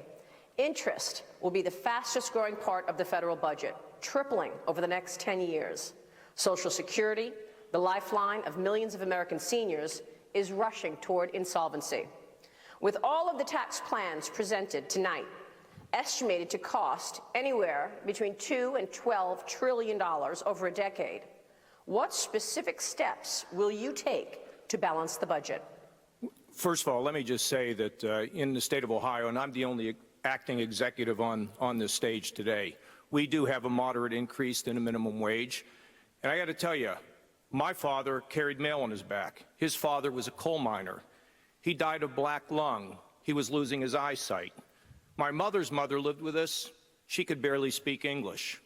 I come from a town where if the wind blew the wrong way, people found themselves out of work. And economic theory is fine, but you know what? People need help. Now, I have a plan that in fact would cut taxes, but not $11 or $12 trillion, that would put my children further in debt. I have a plan that would not only cut taxes, lower the income tax rate for individuals, lower the tax for businesses so businesses will compete here and not move operations overseas, and also a plan, the only plan of anybody standing on this stage, to get us to a balanced budget by the end of a second term. And, you know, the simple fact of the matter is we hear a lot of promises in this debate, a lot of promises about these tax cuts or tax schemes sometimes that I call them. Hillary and the Democrats promise everything on the spending side. We've got to be responsible about what we propose on the tax side. Yes, lower taxes, lower spending. My website, johnkasich.com, will show you exactly how we balance the budget. I balanced the budget in Washington as a chief architect, and I have balanced it in Ohio for one reason. When you balance the budget and you cut taxes, people get work. And our most important moral purpose as leaders in the political system is to make sure we create an environment for job creation so people can live their dreams and realize their God-given potential. That's why it's so important. And for those at the bottom, we've got to do what we can to train them so they can move up. But to just look the other way is not acceptable, because you know what? As the governor of Ohio, I have to deal with real challenges, and we've gotten it done in our state, and I will do it for America. Did you want to name any specific steps, sir? Sure. We would move the Medicare system from a 7% growth down to about a 5% growth. And I have a whole series of ways to do that. In Ohio, we reduced Medicaid funding for the poor from 10% to 2.5%, didn't cut one benefit, or didn't take anybody off the rolls. Why? Because we're innovators. I've been an innovator my entire career, and I really don't care what special interests or lobbyists have to say. I have a job to do when I take over a public office. Now, we freeze non-defense discretionary for 8 years. We also put an increase in defense spending. Our tax cuts balance out. And at the end of the day, we will get to a balanced budget. And I want everybody here to know, when I was Budget Committee Chairman in Washington, I stepped on every toe in that town, and we got to a balanced budget, and we had enormous job growth. And as governor of Ohio, we went from 350,000 lost jobs to a gain of 347,000 jobs. I'll do it in Washington. I've done it twice. I'll do it thrice for the United States of America.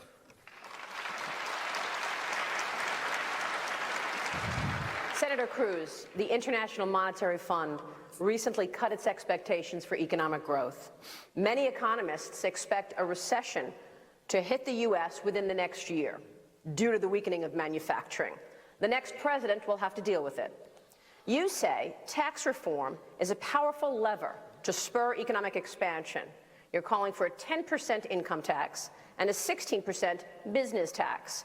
What other elements do you need in this plan to actually create jobs?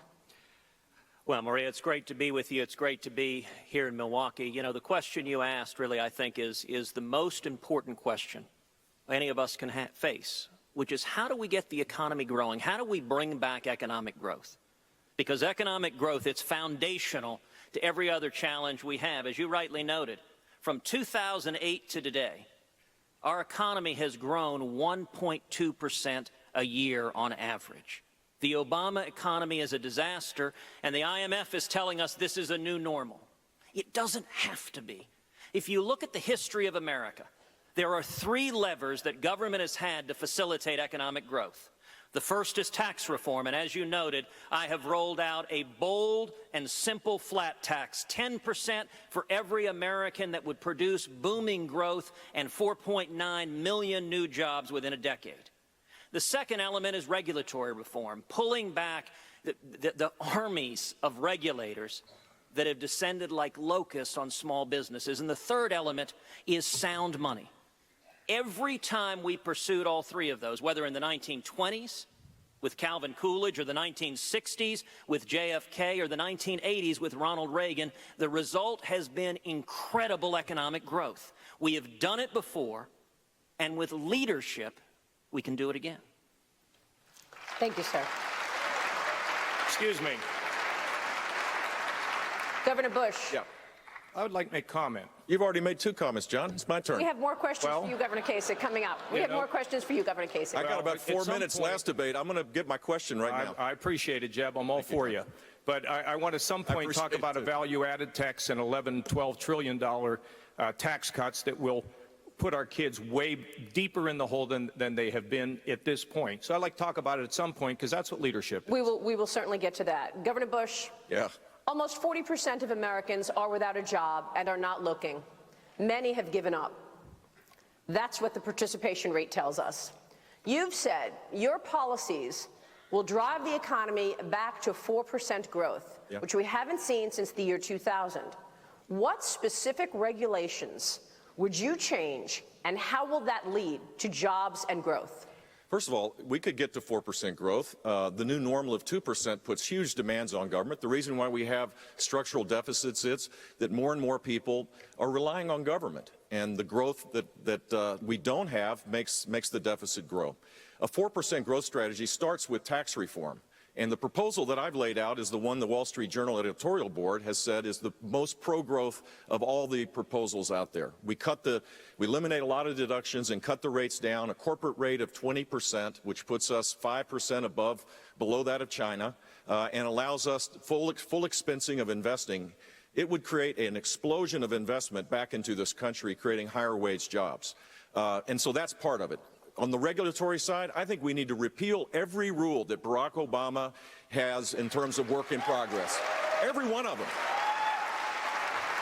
And start over. For those that are already in existence, the regulation of the Internet, we have to start over, but we ought to do that. The Clean Power Act, we ought to repeal that and start over on that. The Waters of the United States Act, which is going to be devastating for agriculture and many industries, we should repeal that.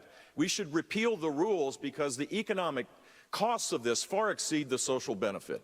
And if we're serious about being serious about high growth, then we have to recognize that small businesses right now, more of them are closing than are being set up. Hillary Clinton has said that Barack Obama's policies get an A. Really? 1 in 10 people right now aren't working or have given up altogether, as you said. That's not an A. 1 in 7 people are living in poverty. That's not an A. 1 in 5 children are on food stamps. That is not an A. It may be the best that Hillary Clinton can do, but it's not the best America can do. Thank you, sir.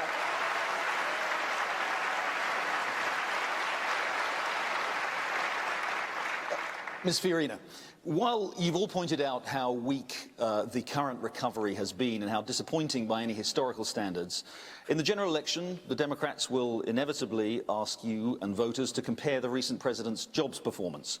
Now, in 7 years under President Obama, the U.S. has added an average of 107,000 jobs a month. Under President Clinton, the economy added about 240,000 jobs a month. Under George W. Bush, it was only 13,000 a month. If you win the nomination, you'll probably be facing a Democrat named Clinton. How are you going to respond to the claim that Democratic presidents are better at creating jobs than Republicans? Well, first of all, I must say, as I think about that question, I think about a woman I met the other day. I would guess she was 40 years old. She had several children. And she said to me, "You know, Carly, I go to bed every night afraid for my children's future." And that really struck me. This is America. A mother is going to bed afraid for her children's future. And the reason she's afraid for her children's future is because we've had problems for a long time. Yes, problems have gotten much worse under Democrats. But the truth is, this government has been growing bigger and bigger, more corrupt, less effective, crushing the engine of economic growth for a very long time. This isn't about just replacing a Democrat with a Republican now. It's about actually challenging the status quo of big government. Big government has created a big business called politics. And there are lots of people invested in the status quo of that big business called politics. Specifically, we need actually to do 5 things to really get this economy going again. We need to go to zero-based budgeting, so we know where every dollar is being spent. We can challenge any dollar, cut any dollar, move any dollar. We need to actually reform the tax code. Go to a 3-page tax code. Yes, there are plans that will reform our tax code to 3 pages. In addition to rolling back what President Obama has done, we need to do a top-to-bottom review of every single regulation on the books. That hasn't been done in 50 years. We need to pass the REINS Act so Congress is in charge of regulation, not nameless, faceless bureaucrats accountable to no one. We've become a nation of rules, not a nation of laws. And finally, we actually, yes, have to hold government officials accountable for their performance. All this has to be done, and the citizens of this nation must help a President Fiorina get it done. We must take our government back. Thank you.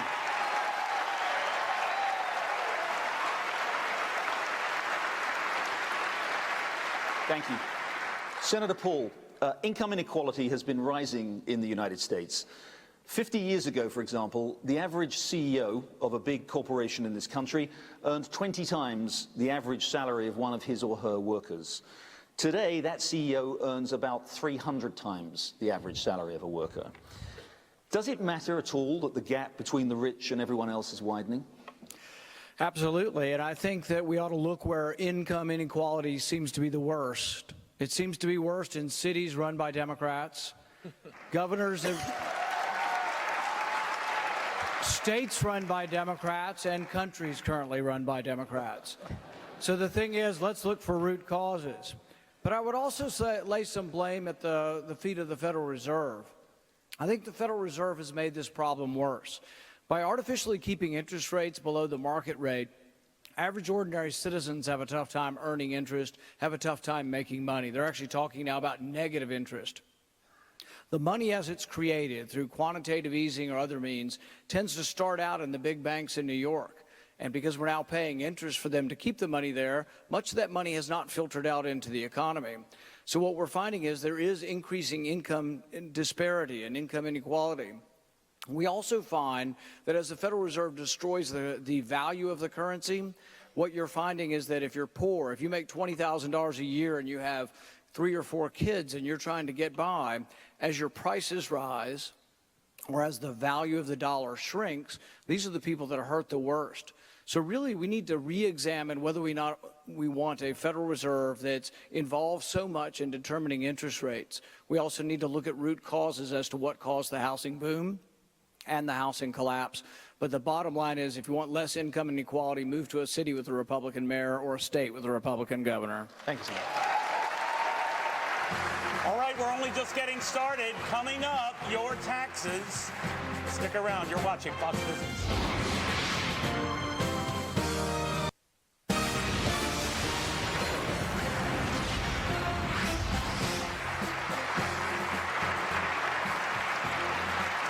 Welcome back to the Milwaukee Theater and the Republican presidential debate. Let's get right back to our questions. Dr. Carson, to you. You recently railed against the double standard in the media, sir, that seems obsessed with inconsistencies and potential exaggerations in your life story, but looked the other way when it came to then Senator Barack Obama's. Still, as a candidate whose brand has always been trust, are you worried your campaign, which you've always said, sir, is bigger than you, is now being hurt by you? Well, first of all, thank you for not asking me what I said in the 10th grade. I appreciate that. But, I'll just forget that follow-up there. the fact of the matter is, you know, what we should vet all candidates. I have no problem with being vetted.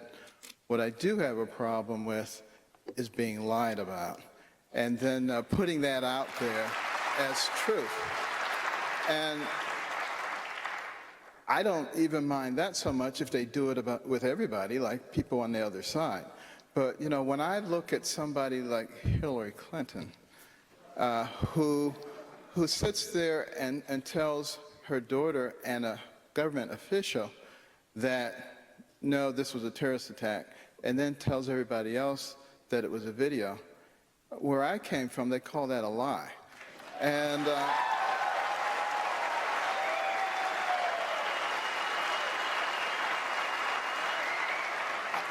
I think that's very different from, you know, somebody misinterpreting when I said that I was offered a scholarship to West Point.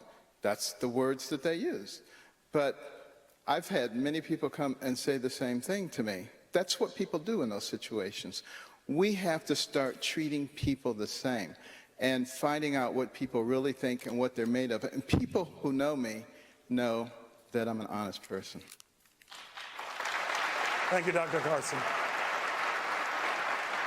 Mr. Trump, a federal appeals court just dealt a blow to the Obama administration's plan to prevent the deportation of 5 million people living in this country illegally. The White House is appealing to the Supreme Court. At heart of this issue is the effect that illegal immigrants are having on our economy. What will you do about it? I was so happy yesterday when I saw that decision come down. That was an unbelievable decision, and we don't have enough of those decisions coming down. He of the executive order, because nobody wants to listen to him, including the Democrats. So he just goes around signing executive orders. That was a great day.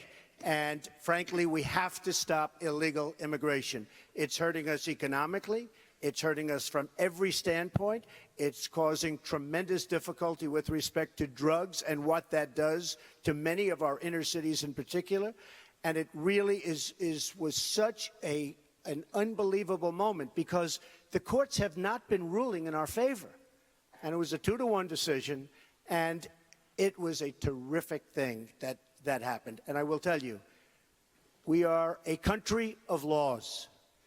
We need borders. We will have a wall. The wall will be built. The wall will be successful. And if you think walls don't work, all you have to do is ask Israel. The wall works, believe me, properly done. Believe me. Can you just send 5 million people back with no effect on the economy? You're going to have to bring people. You're going to have to send people out. Look, So we're what a will you country. do? Maria, we're a country of laws. We either have a country or we don't have a country. We are a country of laws. Going to have to go out, and they'll come back, but they're going to have to go out, and hopefully they get back. But we have no choice if we're going to run our country properly and if we're going to be a country. Thank you, sir. Maria, can we comment on that? Senator Rubio. Can we comment on that? Yeah, one quick comment, yes. Well, look, in 1986, Ronald Reagan basically said the people who were here, if they were law-abiding, could stay. What didn't happen is we didn't build the wall effectively, and we didn't control the border. We need to. We need to control our border just like people have to control who goes in and out of their house. But if people think that we are going to ship 11 million people who are law-abiding, who are in this country, and somehow pick them up at their house and ship them out of Mexico to Mexico, think about the families. Think about the children. So, you know, the answer really is, if they've been law-abiding, they pay a penalty, they get to stay, we protect the wall, anybody else comes over, they go back. But for the 11 million people, come on, folks, we all know you can't pick them up and ship them back across the border. It's a silly argument. It's not an adult argument. It makes no sense. All I can say is you're lucky in Ohio that you struck oil. That's for one thing. Let me just tell you that Dwight Eisenhower, good president, great president, people liked him. I like Ike, right? The expression, I like Ike. Moved 1.5 million illegal immigrants out of this country. Moved them just beyond the border, they came back. Moved them again beyond the border, they came back. Didn't like it. Moved them way south, they never came back. Dwight Eisenhower. You don't get nicer, you don't get friendlier. They moved 1.5 million people out. We have no choice. We have no choice. No, he just mentioned my name. Governor Bush. Gerald, it was What happened to my question? You're not going to have my back. I'm going to have my back. Let me say a couple things here. First of all, you should let Jeb speak. We have grown. No, it's unfair. Listen, in the state of Ohio. Governor. Hold on. In the state of Ohio, we have grown 347,000 jobs. Our unemployment is half of what it was. Our fracking industry, energy industry, may have contributed 20,000, but if Mr. Trump understood that the real jobs come in the downstream, not in the upstream, but in the downstream, and that's where we're going to get our jobs. But Ohio is diversified, and false little things, sir, they really don't work when it comes to the truth. So the fact is, all I'm suggesting, we can't ship 11 million people out of this country. Children would be terrified, and it will not work. Thank you. Mr. Trump, you've had a good. Let me just. Built an unbelievable company worth billions and billions of dollars. I don't have to hear from this man. Believe me. I don't have to hear from him. Mr. Trump, you yourself said let Governor Bush speak. Governor Bush. Thank you, Donald, for allowing me to speak at the debate. That's really nice of you. Really appreciate that. What a generous man you are.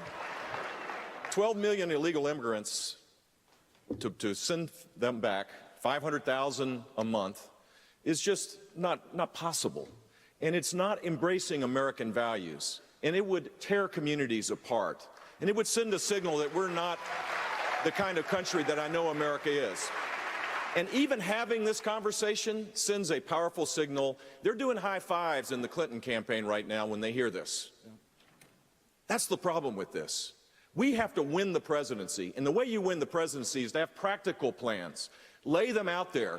What we need to do is allow people to earn legal status where they pay a fine, where they work, where they don't commit crimes, where they learn English, and over an extended period of time, they earn legal status. That's the path, a proper path to make this work. Senator Rubio. Senator.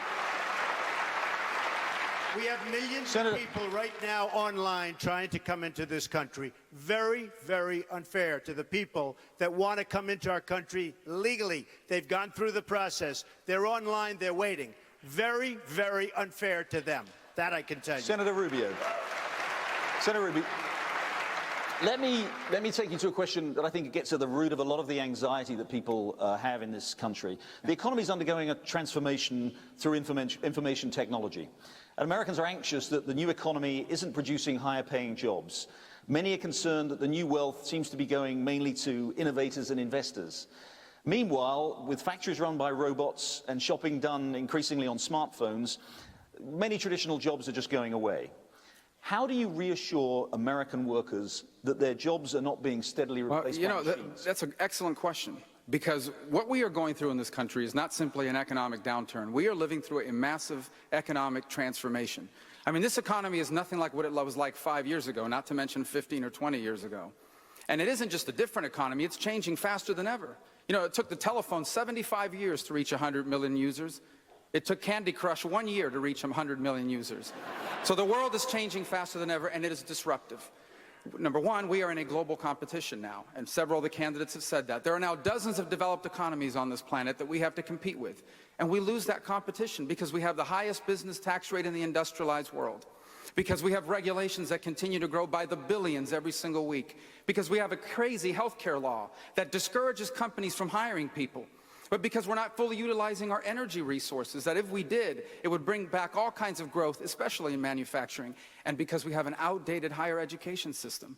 Our higher education system is completely outdated. It is too expensive, too hard to access, and it doesn't teach 21st century skills. If we do what needs to be done, tax reform, regulatory reform, fully utilize our energy resources, repeal and replace Obamacare, and modernize higher education, then we can grasp the potential and the promise of this new economy. And we won't just save the American dream, we will expand it to reach more people and change more lives than ever before. And then truly, this new century can be a new American century. Thank you.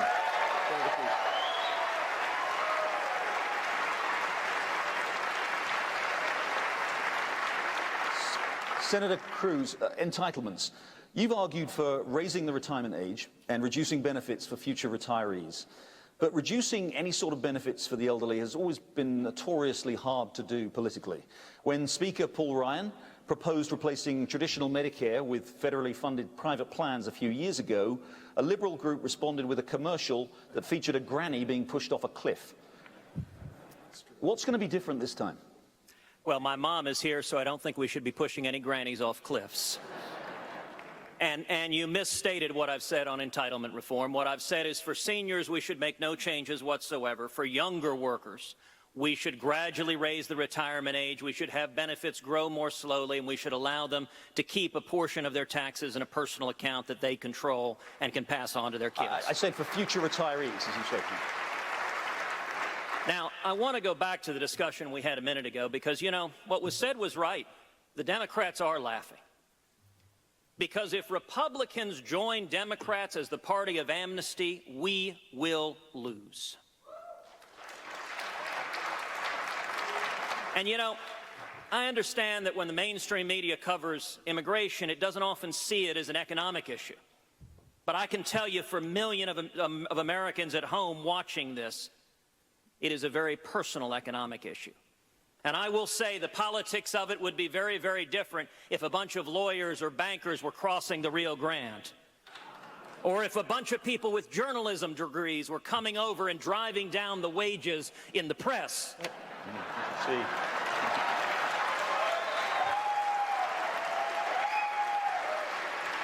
Then we would see stories about the economic calamity that is befalling our nation. And I will say, for those of us who believe people ought to come to this country legally and we should enforce the law, we're tired of being told it's anti-immigrant. It's offensive. I am the son of an immigrant who came legally from Cuba to seek the American dream. And we can embrace legal immigrations while believing in the rule of law. And I would note, try going illegally to another country. Try going to China or Japan. Try going to Mexico. See what they do. Every sovereign nation secures its borders, and it is not compassionate to say we're not going to enforce the laws and we're going to drive down the wages for millions of hardworking men and women. That is abandoning the working man. Thank you.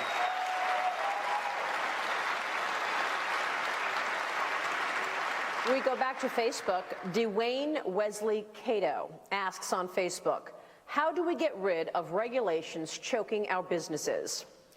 Ms. Fiorina. Specifically under the President's Affordable Care Act, employers with 50 or more employees are required to offer health insurance or be fined. Many are opting to pay the fine. Others are cutting back employee hours to duck the law altogether. What specific ways will you alleviate the pressure on small business? Well, first, Obamacare has to be repealed because it's failing. It's failing the very people it was intended to help, but also it is crony capitalism at its worst. Who helped write this bill? Drug companies, insurance companies, pharmaceutical companies, and every single one of those kinds of companies are bulking up to deal with big government. See, that's what happens. As government gets bigger and bigger, and it has been for 50 years under Republicans and Democrats alike, then businesses have to bulk up to deal with big government. So we have to repeal it. It's tens of thousands of pages long. No one can possibly understand it except the big companies, the lawyers, the accountants, the lobbyists that they hire to protect their interests. Then we have to give back to states the responsibility to manage a high-risk pool. We need to try the one thing in health insurance we've never tried.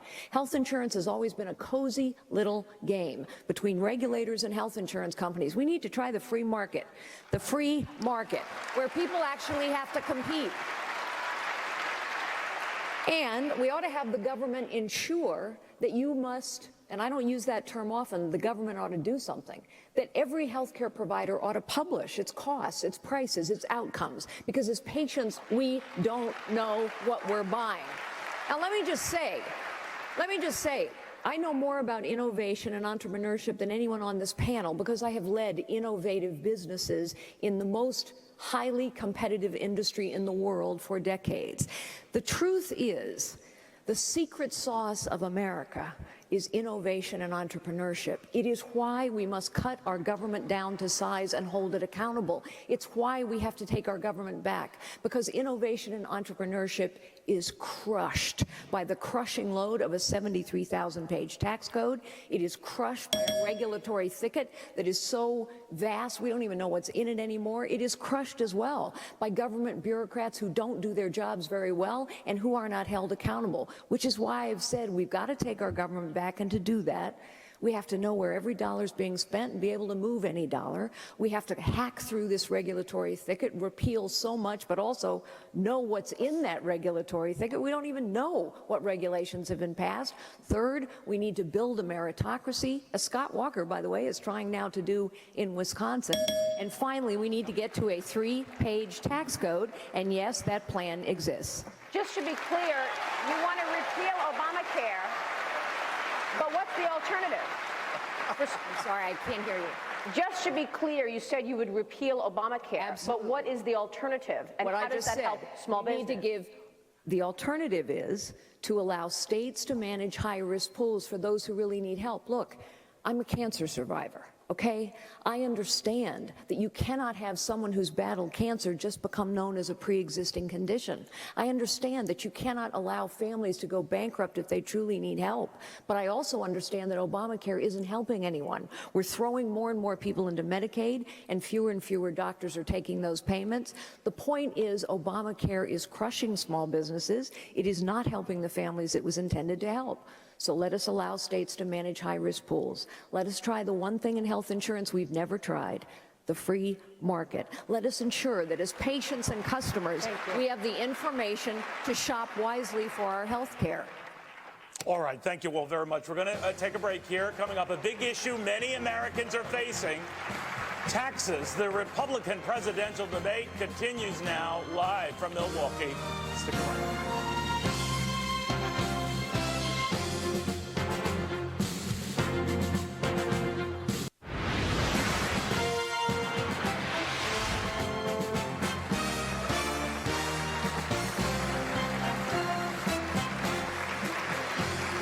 Welcome back to the Republican presidential debate live from Milwaukee. Let's get back to the questions, and we want to touch on, obviously, one of the biggest of this issue in this year, taxes. And this will go to several of you. One of the biggest economic concerns, of course, in the country are taxes. Facebook data certainly backs that up. Once again, the green on this map that we're going to see here shows how the conversation around taxes is resonating across the nation, especially here in Wisconsin.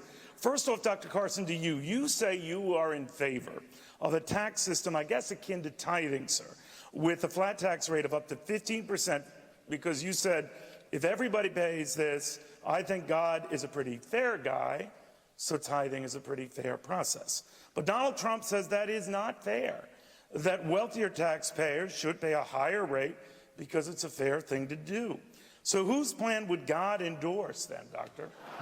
Yours or Mr. Trump's? Well, you know, when I say tithing, I'm talking about the concept of proportionality. Right. Everybody should pay the same proportion of what they make. You make $10 billion, you pay $1 billion. You make $10, you pay $1. You get the same rights and privileges. I don't see how anything gets a whole lot fairer than that. But you also have to get rid of all the deductions and all the loopholes, because that's the thing that tilts it in one direction or another. And you have to set the rate at an appropriate level. Now, I will say that there are a lot of people who say if you get rid of the deductions, you ruin the American dream because, you know, home mortgage deduction. But the fact of the matter is, people had homes before 1913 when we introduced the federal income tax, and later after that started deductions. And they say there'll be no more charitable giving. We had churches before that and charitable organizations before that. The fact of the matter is, I believe if you put more money in people's pockets, that they will actually be more generous rather than less generous. And it's the money that they earn. And the other thing is, I do care about the poor people, and in the system that we're putting together, there will be a rebate for people at the poverty level. But I also want to emphasize the fact that as we get the economy moving, and I hope I get a question about how do we get the economy moving, there will be a lot more opportunities for poor people not to be poor people. Because this is America, this is the land of dreams, and our policies should be aimed at allowing people to realize that dream. Thank you very much. Senator Paul, you said you want to blow up the tax code and start over with an across-the-board 14.5% fair and flat tax. You happily offer that it is not revenue neutral, and that's the idea. You want to choke off the amount of money coming into Washington. But don't you risk creating a near-term budget crisis, just as your presidency would be beginning? Well, it's a great question, Neil, and thanks for including me in the tax debate. I think what's important about the tax debate is that we have to ask the question, where is money best spent? In the private sector and the government sector. I want a government really, really small, so small you can barely see it. So I want lower taxes and much more money in the private sector. My tax plan, however, is the only tax plan among any of the candidates on the stage that is part of a balanced budget plan. I put forward 3 plans that actually balance the budget over a 5-year period. Each of these plans have details on exactly where we'd cut. The question came up earlier, where would you cut? Nobody likes to say where they would cut. I've put pencil to paper and done 3 budgets that actually balance. I'm also in favor of a plan called the penny plan, where we'd just cut 1% across the board, and that budget actually balances in less than 5 years. So I think what's extraordinary about my tax plan is it is in the context of balancing the budget. What's also extraordinary about my tax plan is it gets rid of the payroll tax. Democrats demagogue this issue to death, and when they do, they say, oh, a millionaire would get a bigger tax cut than someone making $10,000. That's proportionality, as Ben's trying to explain to folks. But the thing is if we get rid of the payroll tax, everybody's going to get a tax cut. And this is something that I think the public at large will support and could win an election. There are no deductions under your plan? Ours is 14.5% for corporations, 14.5% for individuals, no payroll tax for the employee, the business tax pays for Social Security, and there would be 2 remaining deductions, home mortgage and charity. Thank you, Senator. Thank you. Senator Cruz, there isn't anyone in this audience or watching at home tonight who would not like to pay less in taxes. Most people just want a fair shake, and they don't want their money to be wasted. But explain how your plan works. How can you cut taxes as much as you propose without running up debt and deficits? Well, sure, and you put your finger on what the problem is. The current system isn't fair. Washington is fundamentally corrupt. There are more words in the IRS code than there are in the Bible. And not a one of them is as good. Every one of them reflects a carve-out or a subsidy, and it's all about empowering the Washington cartel. My simple flat tax says that for a family of four, for the first $36,000 you earn, you pay no taxes whatsoever. No income taxes, no payroll taxes, no nothing.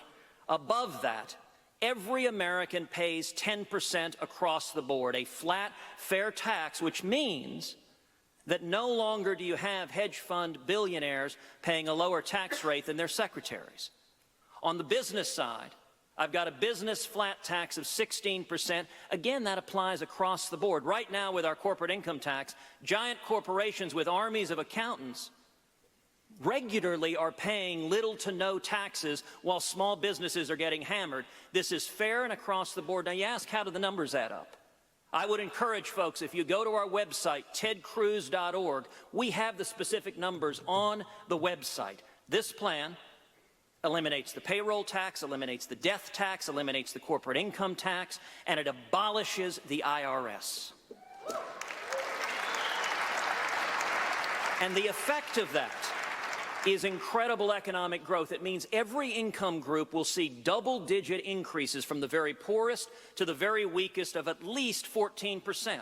So if you're a single mom, if you're making $40,000 a year, what that means is an extra about $5,000 in your pocket to provide for your kids, to make ends meet. It has a powerful, powerful effect.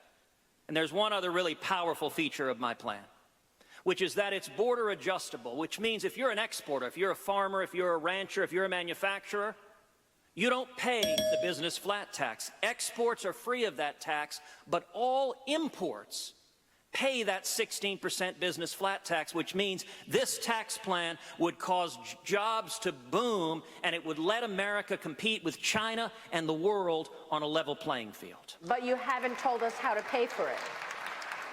Well, the numbers the Tax Foundation have put out is that the static cost of the plan is $3.6 trillion over 10 years. But the dynamic cost of the plan, which is the cost that factors in growth, is about $768 billion. It is less than $1 trillion. It costs less than virtually every other plan people have put up here, and yet it produces more growth, and it's one of the very few plans that abolishes the IRS. But on top of that, today, we rolled out a spending plan, $500 billion in specific cuts, 5 major agencies that I would eliminate: the IRS, the Department of Commerce, the Department of Energy, the Department of Commerce, and HUD. And then 25 specific programs. Again, that's on our website at tedcruz.org. You want to look at specificity? It's easy for everyone to say, cut spending. It's much harder and riskier to put out chapter and verse, specifically the programs you would cut to stop bankrupting our kids and grandkids. Thank you, Senator. Governor Bush, Republican primary voters say tax reform should be a priority for Congress and the administration. But Governor Bush, how important is tax reform in your domestic policy agenda? Will you guarantee it in the first year of your presidency? I'm going to fight as hard as I can to make sure that we shift power away from Washington, simplify the tax code to spur economic activity in this country. Of course, it's the highest priority. If we don't do that, we're stuck with the new normal of 2% growth. Hillary Clinton says, basically, we just got to get used to it. 2% growth means declining income for the middle class. It means more than 6 million people are stuck in poverty than the day that Barack Obama was inaugurated. It means more demands on government. Growing the economy is the first job if we're going to be serious about dealing with the deficit and debt. And more importantly, people are really struggling right now. In this economy, the disposable income of the great middle is down $2,300. So yeah, we've created jobs, Gerard, you brought that up early it was a good question. Jobs are being created, but they're lower income jobs than the jobs that were lost. And the net effect of this is we need to jumpstart the economy. I think of Jonathan and Reagan Love, who are supporters of mine. Jonathan has been deployed by the National Guard. He's in Oklahoma. Reagan Love, by the way, pretty great name, I think, is a teacher. If they had this tax cut, what they told me was that $2,300 of money in their pocket, they would go back to South Carolina and start a business. Imagine what it would be like, instead of having more businesses closed than started, we had it the exact opposite. We would grow our economy, and the government would get the revenue necessary to make things better. Hillary Clinton's approach to this is more top-down, more regulation, more taxes, more government, and it will destroy our economy. Thank you. Thank you, Governor. Senator Rubio. Can I just come to Senator Rubio? We're coming to you, Mr. Trump, in 1 second, I promise. Senator Rubio, your tax plan includes a large expansion of child tax credits to raise after-tax incomes for low-income parents. A similar tax credit that you previously proposed in the Senate was estimated to cost as much as $170 billion a year, according to the Tax Foundation. Isn't there a risk that you're just adding another expensive entitled program to an already overburdened federal budget? The most important job I'm ever going to have, the most important job anyone in this room will ever have, is the job of being a parent. Not the job of being president, or the job of being a senator, or the job of being a congressman. The most important job any of us will ever do is the job of being a president, because the most important institution in society is the family. If the family breaks down, society breaks down. You can't have a strong nation without strong values, and no one is born with strong values. They have to be taught to you in strong families and reinforced in you in strong communities. And so when we set out to do tax reform, we endeavored to have a pro-family tax code. And we endeavored to do it because we know how difficult it is for families in the 21st century to afford the cost of living. It is expensive to raise children in the 21st century. And families that are raising children are raising the future taxpayers of the United States. And everything costs more. In 35 out of 50 states, child care costs more than college. There are millions of people watching this broadcast tonight that understand exactly what I'm talking about. They don't know how they're going to make that payment every month. And if they can't make it, they can't work because someone needs to watch their kids during the day. They don't know how they're going to save for their kids' future to go to college. And so, yes, I have a child tax credit increase, and I'm proud of it. I am proud that I have a pro-family tax code, because the pro-family tax plan I have will strengthen the most important institution in the country, the family. Neil, there's a point I'd like to make here. Neil, a point that I'd like to make about the tax credits. We have to decide what is conservative and what isn't conservative. Is it fiscally conservative to have $1 trillion expenditure? We're not talking about giving people back their tax money. He's talking about giving people money they didn't pay. It's a welfare transfer payment. So here's what we have. Is it conservative to have $1 trillion in transfer payments, a new welfare program that's a refundable tax credit? Add that to Marco's plan for $1 trillion in new military spending, and you get something that looks to me not very conservative. Thank you. Governor Casey. No, I'm Let me come sorry. to Governor Casey. No, Governor Casey. Excuse me, I get to respond. Very quickly, Senator. No, I get my 60 seconds to respond. He's talking about my tax plan. Please. So let me begin with this. I actually believe, first of all, this is their money. They do pay. It is refundable, not just against the taxes they pay to the government, but also on their federal income tax. It's refundable against the payroll tax. Everyone pays payroll tax. This is their money. This is not our money. And here's what I don't understand. If you invest that money in a piece of equipment, if you invest that money in a business, you get to write it off your taxes. But if you invest it in your children, in the future of America, in strengthening your family, we're not going to recognize that in our tax code. The family is the most important institution in society. Nevertheless, it's not And yes, very I do want to rebuild the Marco. American military. How's it conservative? I know that Rand is a committed isolationist. I'm not. I believe the world is a stronger and a better place when the United States is the strongest military power in the world. Marco, how is it conservative? How is it conservative to add $1 trillion expenditure for the federal government that you're not paying for? How is it Are you talking about the conservative? military, Rand? How is it conservative to add $1 trillion in military expenditures? You cannot be a conservative if you're going to keep promoting new programs that you're not going to pay for. I may respond more quickly. Very quickly, Senator.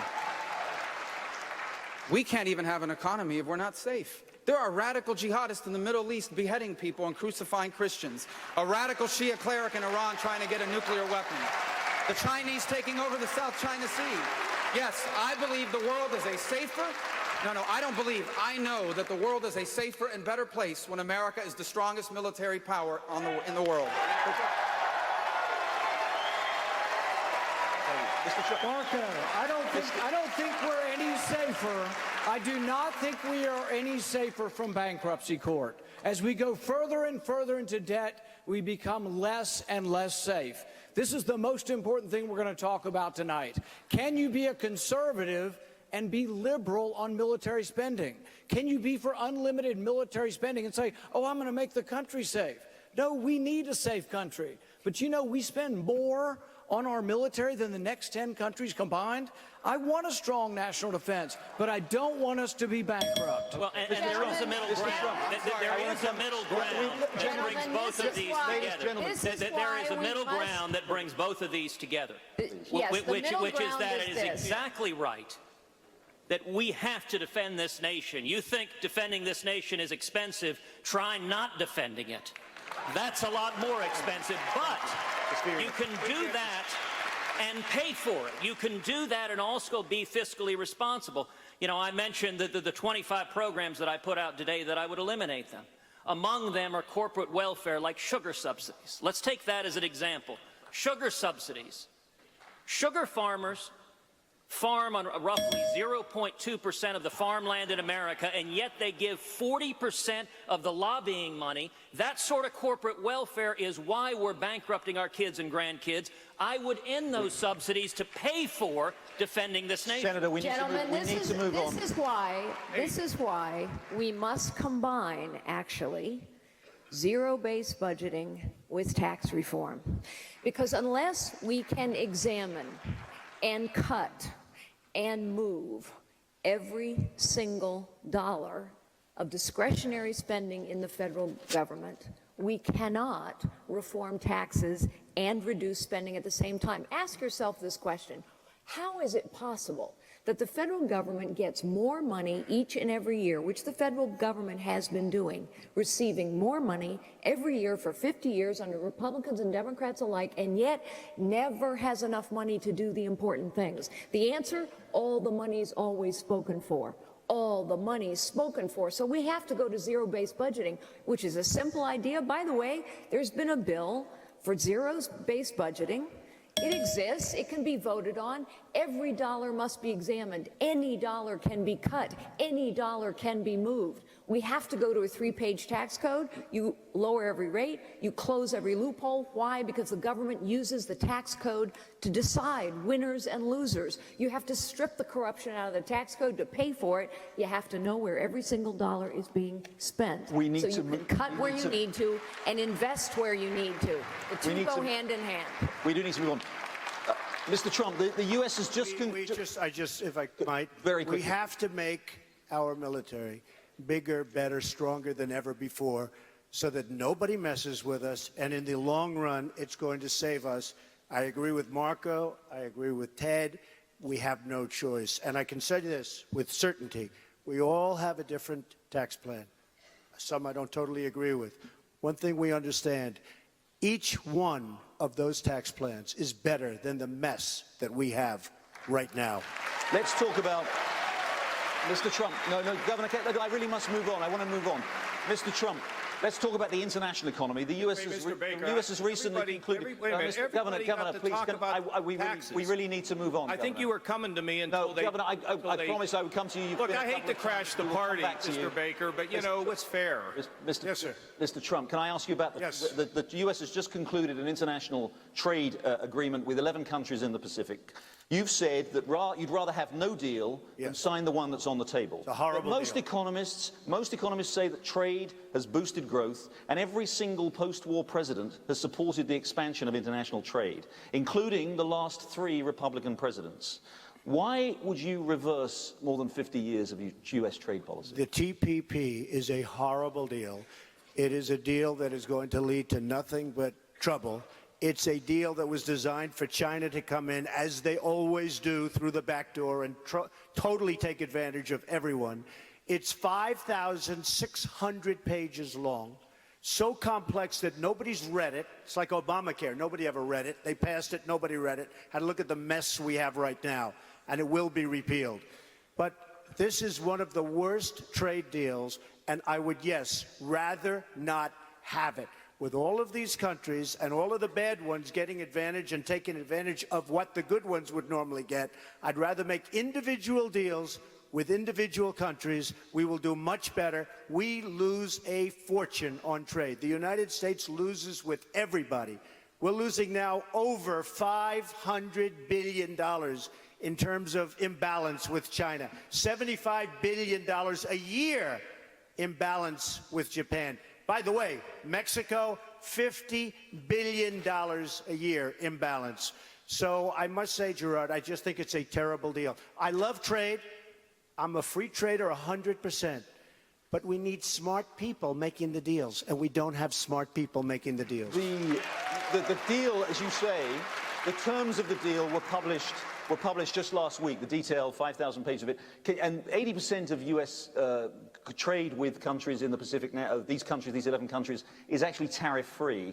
And the trade deal only affects the other 20%. Which are there particular parts of the deal that you think well, the were currency badly manipulation they don't discuss in the agreement, which is a disaster. If you look at the way China and India and almost everybody takes advantage of the United States, China in particular, because they're so good. It's the #1 abuser of this country. And if you look at the way they take advantage, it's through currency manipulation. It's not even discussed in the almost 6,000-page agreement. It's not even discussed. It was a separate, and as you understand, I mean, you understand very well from the Wall Street Journal, currency manipulation is the single great weapon people have. They don't even discuss it in this agreement. So I say it's a very bad deal, should not be approved. If it is approved, it'll just be more bad trade deals, more loss of jobs for our country. We are losing jobs like nobody's ever lost jobs before. I want to bring jobs back into this country. Hey, Gerard, you know, we might want to point out China's not part of this deal. Yeah. True. It's true. Yeah. That's right. That's right. Before we get a little bit off kilter Isn't that part of the problem, if I may say, Senator, that if this deal is not ratified by the US, by the Senate, then it would actually give China an opportunity to grow its economic leadership, which it's been seeking to do. And if the US is unable to take part in this trade deal with these countries in Asia, China will take the lead. There is an argument that China doesn't like the deal because in us doing the deal, we'll be trading with their competitors. You're exactly right. But I think we've sort of missed the point a little bit here. There is an important point, though, about how we discuss these trade treaties that I do agree with Mr. Trump on. We should negotiate from a position of strength, and we also should negotiate using the full force and the constitutional power that was given to us. I think it's a mistake that we give up power to the presidency on these trade deals. We give up the power to filibuster, and I'm kind of fond of that power. We give up the power to amend. And I think really one of the big problems we have in our country is over the last century, really, so much power has gravitated to the executive branch. Really, Congress is kind of a bystander. We don't write the rules. We don't make the laws. The executive branch does. So even in trade, and I am for trade, I think we should be careful about giving so much power to the presidency. Thank you. Thanks, Senator. Coming up, the biggest threats facing the next commander-in-chief. You're watching the Republican presidential debate live tonight from Milwaukee. We'll be right back.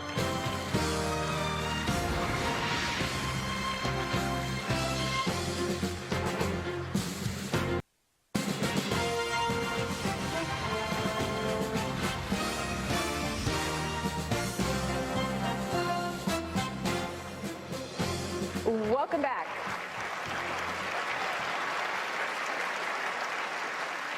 Welcome back to the Republican presidential debate. The candidates taking the questions you want answered.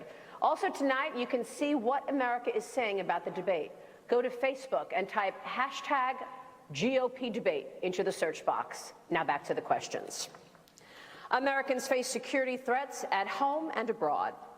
Last year, terrorist attacks rose 61%, according to the Institute for Economics and Peace, with the most deaths occurring in just 5 countries: Iraq, Afghanistan, Pakistan, Nigeria, and Syria. Dr. Carson, you were against putting troops on the ground in Iraq and against a large military force in Afghanistan.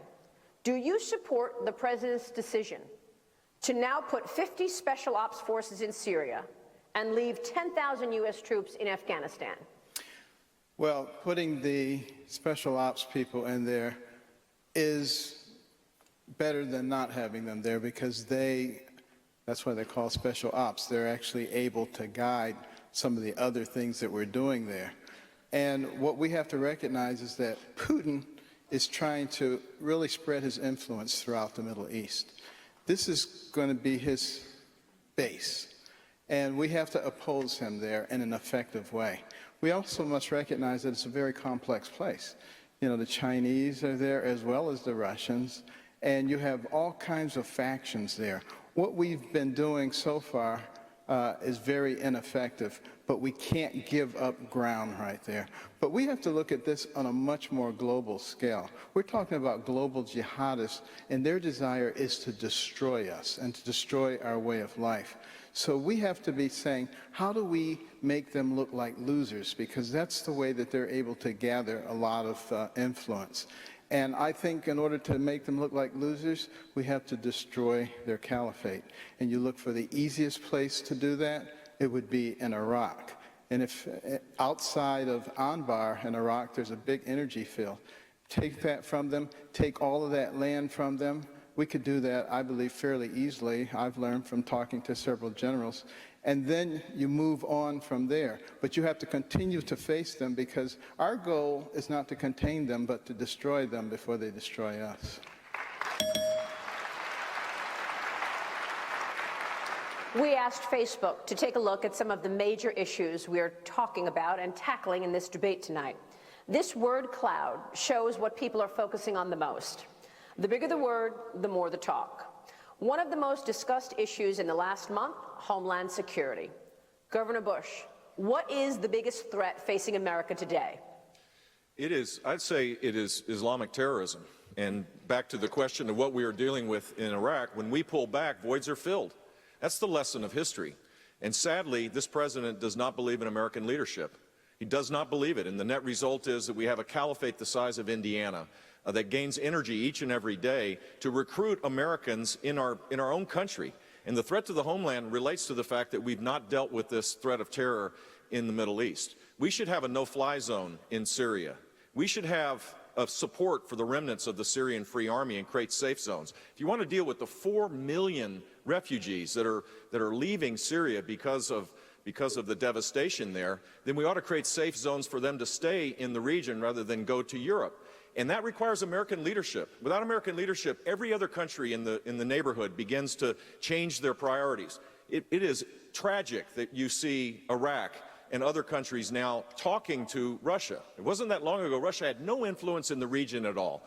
And so the United States needs to lead across the board. This president and Hillary Clinton both do not believe that the United States has a leadership role to play, and we're now paying a price, and it will have a huge impact on the economy of this country if we don't deal with this. Thank you, sir. Mr. Trump, in a 2012 debate, President Obama mocked Mitt Romney's assertion that Russia was the top geopolitical challenge facing the United States, saying he was a Cold War dinosaur. Now, Russia has invaded Ukraine and has put troops in Syria. You have said you will have a good relationship with Mr. Putin. So what does President Trump do in response to Russia's aggression? Well, first of all, it's not only Russia. We have problems with North Korea where they actually have nuclear weapons. You know, nobody talks about it. We talk about Iran, and that's one of the worst deals ever made, one of the worst contracts ever signed, ever in anything. And it's a disgrace. But we have somebody over there, a madman, who already has nuclear weapons. We don't talk about that. That's a problem. China is a problem, both economically and what they're doing in the South China Sea. I mean, they are becoming a very, very major force. So we have more than just Russia. But as far as the Ukraine is concerned, and you could say Syria, as far as Syria, I like if Putin wants to go in, and I got to know him very well because we were both on 60 Minutes. We were stablemates, and we did very well that night. But you know that. But if Putin wants to go and knock the hell out of ISIS, I am all for it 100%, and I can't understand how anybody would be against it. They blew up, hold it, they blew up, wait a minute, they blew up a Russian airplane. He cannot be in love with these people. He's going in, and we can go in, and everybody should go in. As far as the Ukraine is concerned, we have a group of people and a group of countries, including Germany, tremendous economic behemoth. Why are we always doing the work? I'm all for protecting Ukraine and working, but we have countries that are surrounding the Ukraine, that aren't doing anything. They say, keep going, you dummies, keep going, protect us. And we have to get smart. We can't continue to be the policemen of the world. We owe $19 trillion.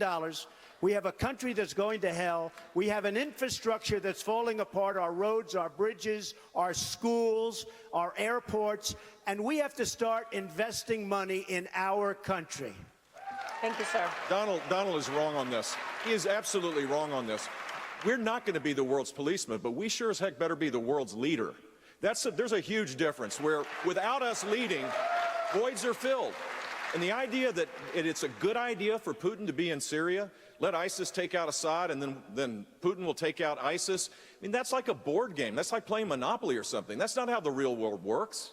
We have to lead. We have to be involved. We should have a no-fly zone in Syria. They are barrel bombing the innocents in that country. If you're a Christian, increasingly in Lebanon or Iraq or Syria, you're going to be beheaded. And if you're a moderate Islamist, you're not going to be able to survive either. We have to play a role in this to be able to bring the rest of the world to this issue before it's too late. Assad is a bad guy, but we have no idea who the so-called rebels, I read about the rebels, nobody even knows who they are. I spoke to a general 2 weeks ago. He said, who's very up on exactly what we're talking about. He said, you know, Mr. Trump, we're giving hundreds of millions of dollars of equipment to these people. We have no idea who they are. So I don't like Assad.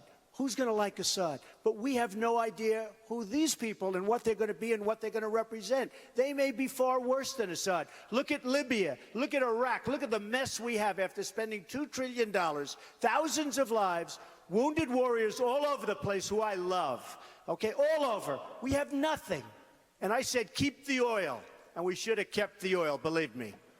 We should have kept the oil. And you know what? We should have given the oil.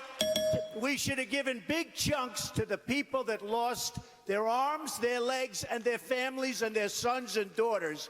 Because right now, you know who has a lot of that oil? Iran and ISIS. You know, Mr. Trump fancies himself a very good negotiator.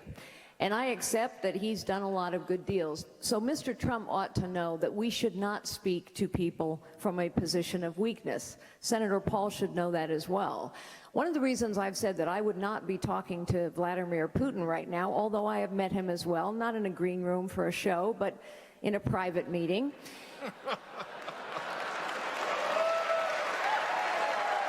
One of the reasons I've said I wouldn't be talking to Vladimir Putin right now is because we are speaking to him from a position of weakness brought on by this administration. So I wouldn't talk to him for a while, but I would do this.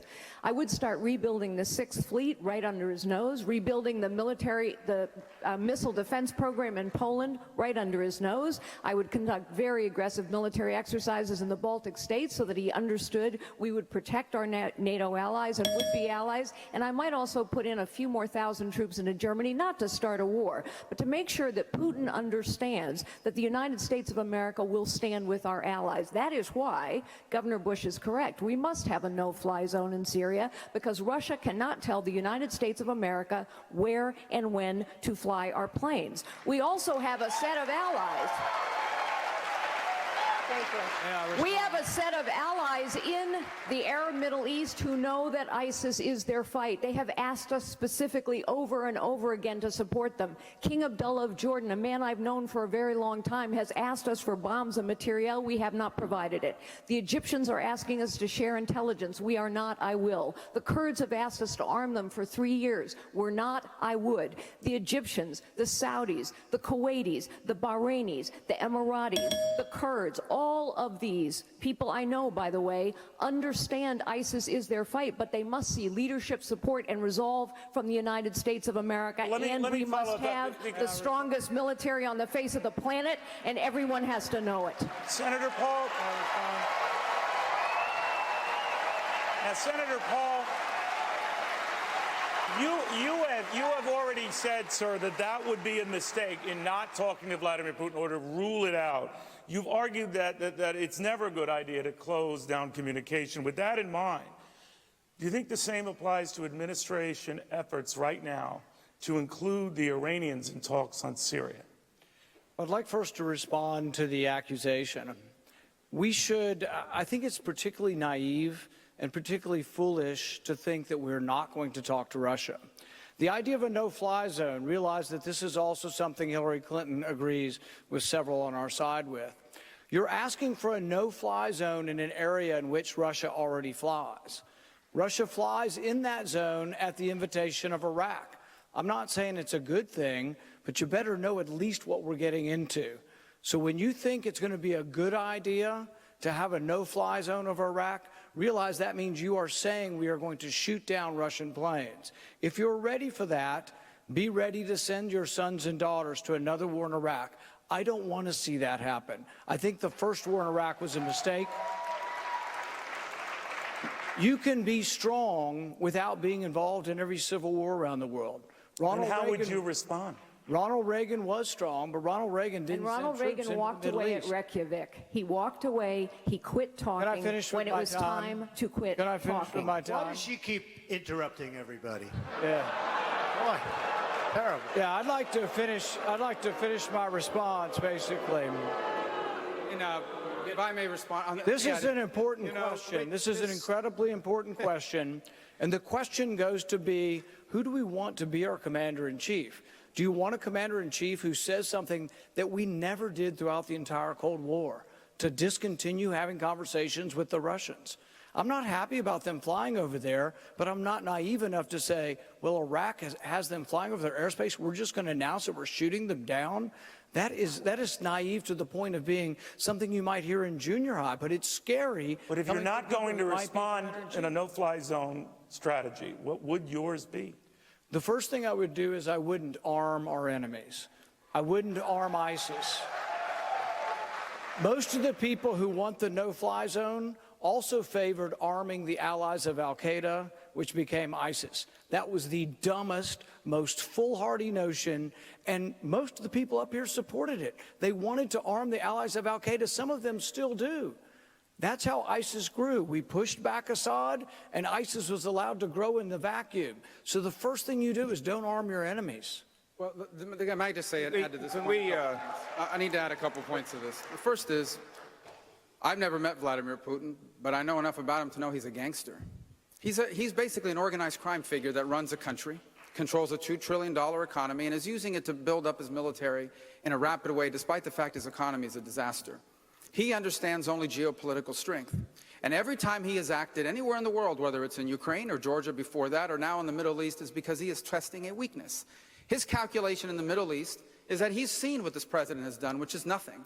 The president has no strategy. Our allies in the region do not trust us. For goodness sake, there's only one pro-American free enterprise democracy in the Middle East. It's the state of Israel. And we have a president that treats the prime minister of Israel with less respect than what he gives the Ayatollah in Iran. And so our allies in the region don't trust us.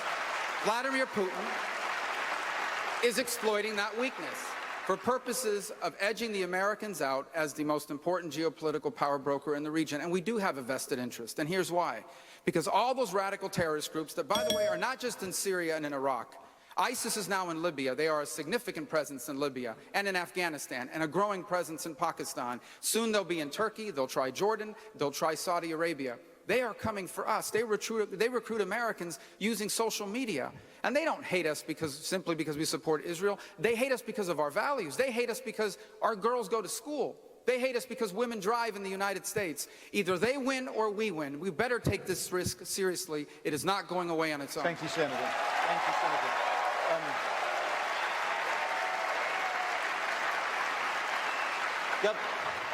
Governor Kasich, I want to ask you about China. In particular, hundreds of American companies have been subjected to cyber attacks from the Chinese military. Yet state-backed Chinese companies are growing their presence in the United States. Chinese investments in the US, which were nearly non-existent a few years ago, are now over $50 billion. And as my newspaper recently reported, Chinese companies are planning to bid for one of the largest hotel chains in the United States, what would be the largest ever Chinese takeover of a US company. Would you stop them? Let me tell you this, Mr. Baker. In terms of the cyber attacks, we have the capability to not only have a defensive posture, but also to make it clear to people that if you attack us with cyber attacks, we will destroy the mechanisms that you're using to attack us. I want to give you a little trip around the world. I served on the Defense Committee for 18 years. In the Ukraine, arm the people there so they can fight for themselves. In the eastern part of Europe, make sure that Finland and the Baltics know that if the Russians move, we move. In Syria, yes, a no-fly zone in the north on the Turkish border, a no-fly zone on the south on the Jordanian border. Anybody flies in their first time, maybe they can fly out. They fly in there a second time, they will not fly out. And it also becomes a sanctuary for the people to be, and it also sends many messages in the Middle East that we're still involved. Saudi Arabia, cut off the funding for the radical clerics, the ones that preach against us, but they're fundamentally our friends. Jordan, we want the king to reign for 1,000 years. Egypt, they've been our ally and a moderating force in the Middle East throughout their history. In the countries of the Gulf states of Bahrain, the Cleveland Clinic is opening an operation. Clearly, we see the same with them. And in Israel, we have no better ally in the world, and no more criticizing them in public. We should support them. And finally, China. China doesn't own the South China Sea. And I give the president some credit for being able to move a naval force in there to let the Chinese know that we're not going to put up with it anymore. And in the trade agreement, the TPP, it's critical to us, not only for economic reasons and for jobs, because there's so many people who are connected to getting jobs because of trade, but it allows us to create not only economic alliances, but also potentially strategic alliances against the Chinese. They're not our enemy, but they're certainly not our friend. And finally, I will say to everybody in this room, we've been talking about taxes and economics. When the fall comes and we run against Hillary, which would be a disaster if she got elected. I have two 16-year-old girls, and I want this country to be strong. We make promises we can't keep under the bright light of the fall, we will have trouble. We must make sure that our economic programs and our military programs are solid. I served in Washington as the chairman of the Budget Committee, and we got the budget balance, and in Ohio as the CEO, and guess what?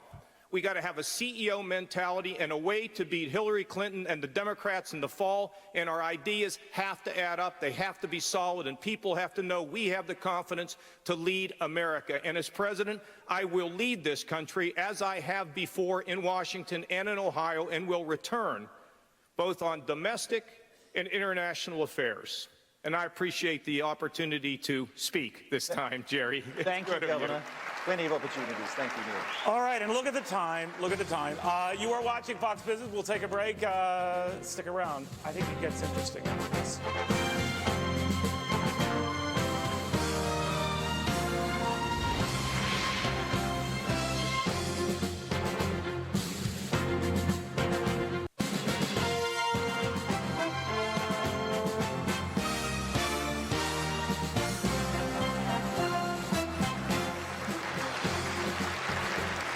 Welcome back to the Republican presidential debate, live from Milwaukee.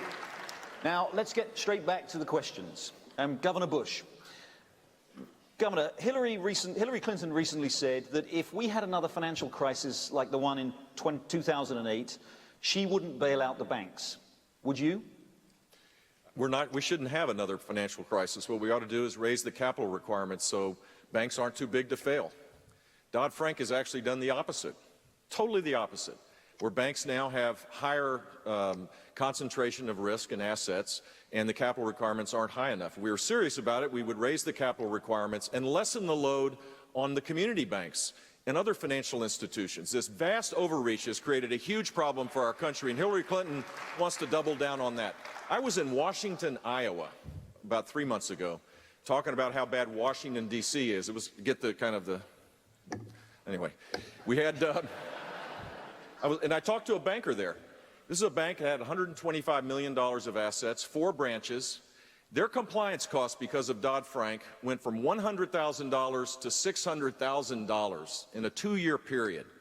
The net effect of that is, and they had not one loan that went bad during the financial crisis. They knew their borrowers. They gave back to the community. They were engaged in the community. And imagine America without its community banks. Well, that's what's happening because of Dodd-Frank. That's my worry. My worry is that the real economy has been hurt by the vast overreach of the Obama administration. And Hillary Clinton, she wants to double down on that. She wants to create even more so. She is a captive of the left of her party, to the point now where she was for the trade agreement in the Pacific Agreement. Now she's against it. She was hinted she was for the XL pipeline. Now she's opposed to it. All the things that would create sustained economic growth, she's now doubling down against it. Governor, but can I just quickly say, you can't seriously guarantee that there won't be another financial crisis, can you? If you could, if you were serious about... Ever? There'll never be another financial crisis? No, I can't say that, but I can say if you created higher capital requirements, that's the solution to this. Not having concentration of assets, the bigger banks now have more and more control over the financial assets of this country, and that is the wrong approach to take. Dr. Carson, if I may, just on that point, despite measures taken, as the governor says, since the crisis to make the financial system safer, the major banks in the US, many of them are actually bigger than ever. Assets held by JP Morgan Chase, for example, the very largest bank, have increased by nearly 40% to over $2.6 trillion. Do you think JP Morgan and the other big banks should be broken up? Well, I think we should have policies that don't allow them to just enlarge themselves at the expense of smaller entities. And certainly some of the policies, some of the monetary and Fed policies that we're using makes it very easy for them. Makes it very easy for the big corporations, quite frankly, at these very low interest rates to buy back their stock and to drive the price of that up artificially. Those are the kinds of things that led to the problem in the first place. And I think this all really gets back to this whole regulation issue, which is creating a very abnormal situation. This country declared its independence in 1776. In less than 100 years, it was the #1 economic power in the world. And the reason was because we had an atmosphere that encouraged entrepreneurial risk-taking and capital investment. Those are the fuels that drive it. And what we've done now is let the creep of regulation turn into a stampede of regulations, which is involved in every aspect of our lives. If we can get that out, it makes a big difference. And even for the average person, every single regulation costs money, and it's shifted to the individual. So, and it hurts the poor and the middle class much more than it does the rich. They go into the store and they buy a bar of soap. It costs 10 cents more. They notice it. And the middle class, when they come to the cash register, they have a whole cart full of things that cost 5, 10, or 15 cents more. They notice it. It is hurting the poor. Bernie Sanders and Hillary Clinton won't tell you that that's the thing that's really hurting the middle class and the poor. They'll say it's the rich. Take their money. But that won't help. You can take all of the rich's money and it won't make a dent in the problem that we're having. We have to come back to the fundamental principles that made America great. But just to be clear, just to be clear, then you wouldn't favour breaking up the big banks. You think they're big enough, they're okay as they are? As big. I would have policies that wouldn't allow that to occur. I don't want to go in and tear anybody down. I mean, that doesn't help us. But what does help us is to stop tinkering around the edges and fix the actual problems that exist that are creating the problem in the first place. Can I just add what he's saying? Because he's right on point there. You know why these banks are so big? The government made them big. The government made them big by adding thousands and thousands of pages of regulations. So the big banks, they have an army of lawyers, they have an army of compliance officers. They can deal with all these things. The small banks, like Governor Bush was saying, they can't deal with all these regulations. They can't deal with they cannot hire the fanciest law firm in Washington or the best lobbying firm to deal with all these regulations. And so the result is the big banks get bigger, the small banks struggle to lend or even exist, and the result is what you have today. And in Dodd-Frank, you have actually codified too big to fail.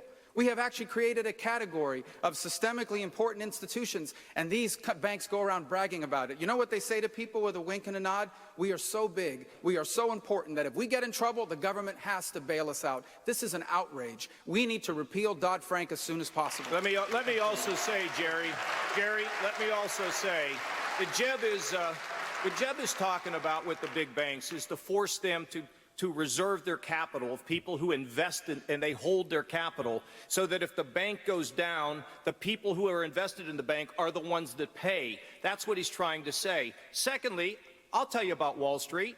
There's too much greed. And the fact is, a free enterprise system is a system that's produced the greatest wealth for the world.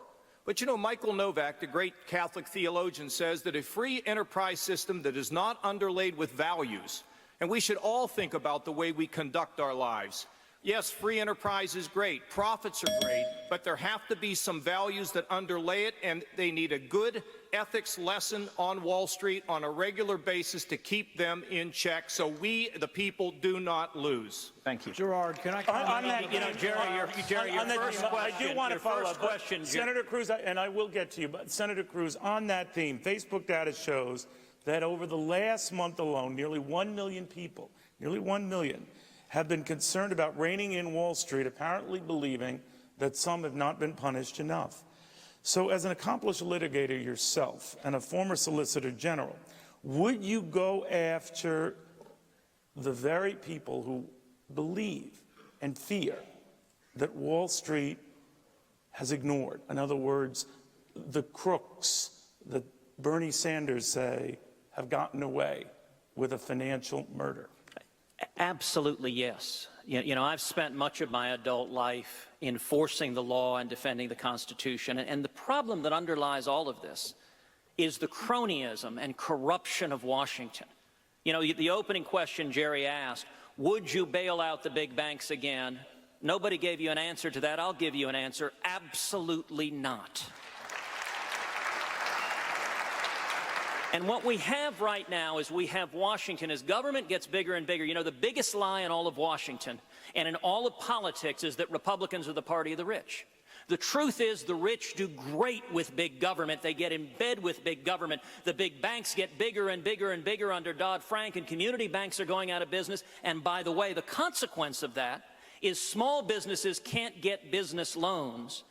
And it is that fundamental corruption that is why 6 of the 10 wealthiest counties in America are in and around Washington, D.C. Now, let me give you a contrast to Washington cronyism. Some weeks ago, a woman named Sabina Loving testified at a hearing that I chaired in the Senate. Sabina Loving is an African-American single mom who started a tax preparation business on the south side of Chicago. She found a storefront. She wanted to have her own business. She started a business. But then the IRS promulgated new regulations targeting tax preparers. They did it under a more than 100-year-old statute called the Dead Horse Act.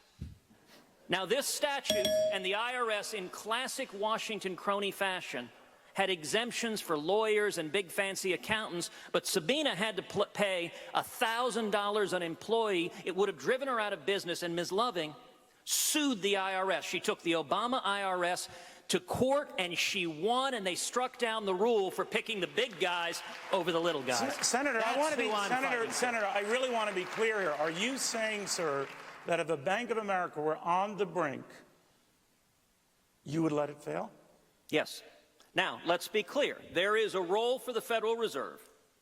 What the Fed is doing now is it is a series of philosopher kings trying to guess what's happening with the economy. You look at the Fed, one of the reasons we had the financial crash is throughout the 2000s, we had loose money, we had an asset bubble, it drove up the price of real estate, drove up the price of commodities, and then in the third quarter of 2008, the Fed tightened the money and crashed those asset prices, which caused a cascading collapse. That's why I am supporting getting back to rules-based monetary system, not with a bunch of philosopher kings deciding, but tied ideally to Sir, I gold. understand that. I just want to be clear, if you don't mind, that millions of depositors would be on the line with that decision.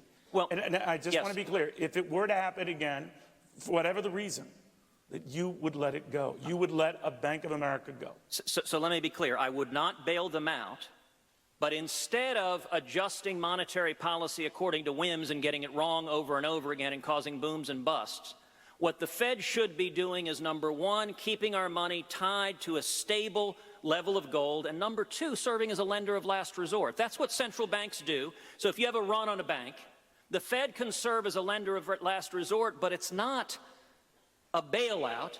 It is a loan at higher interest rates. That's how central banks have worked. And I'll point out, look, we had a gold standard under Bretton Woods. We had it for about 170 years of our nation's history and enjoyed booming economic growth and lower inflation than we have had with the Fed now. We need to get back to sound money, which helps in particular working men and women.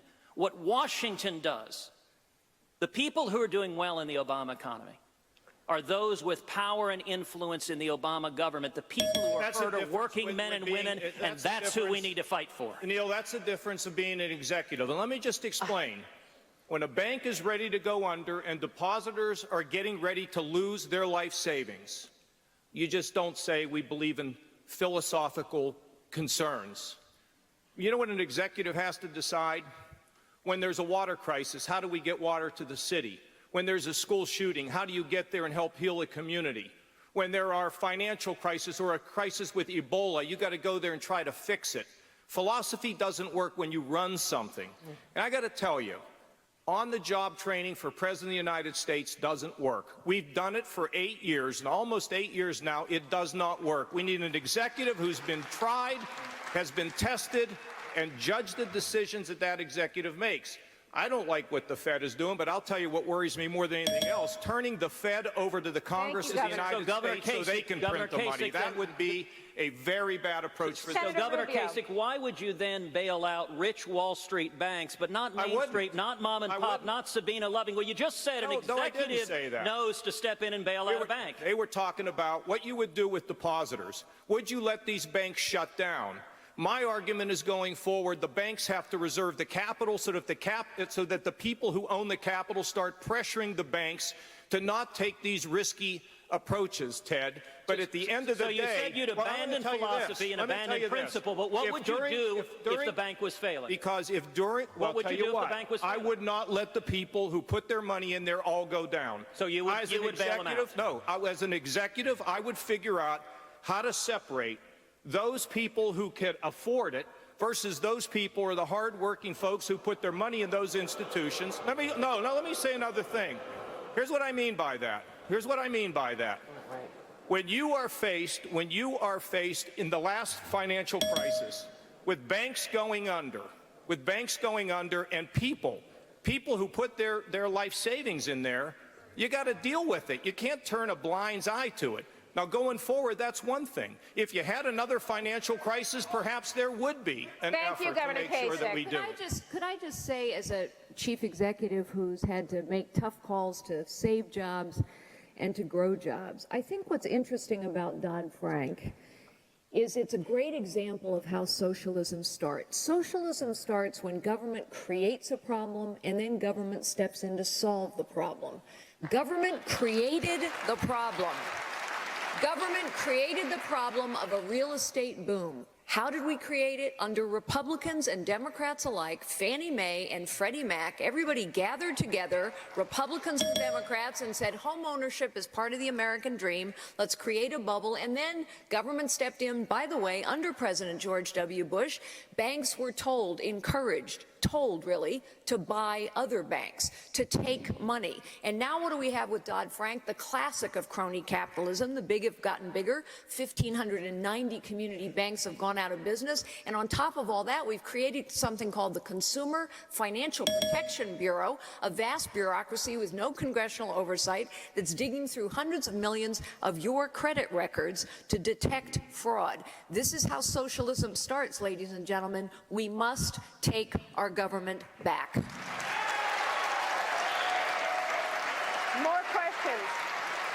More questions coming up when the Republican presidential debate comes right back, live from Milwaukee. Stay with us.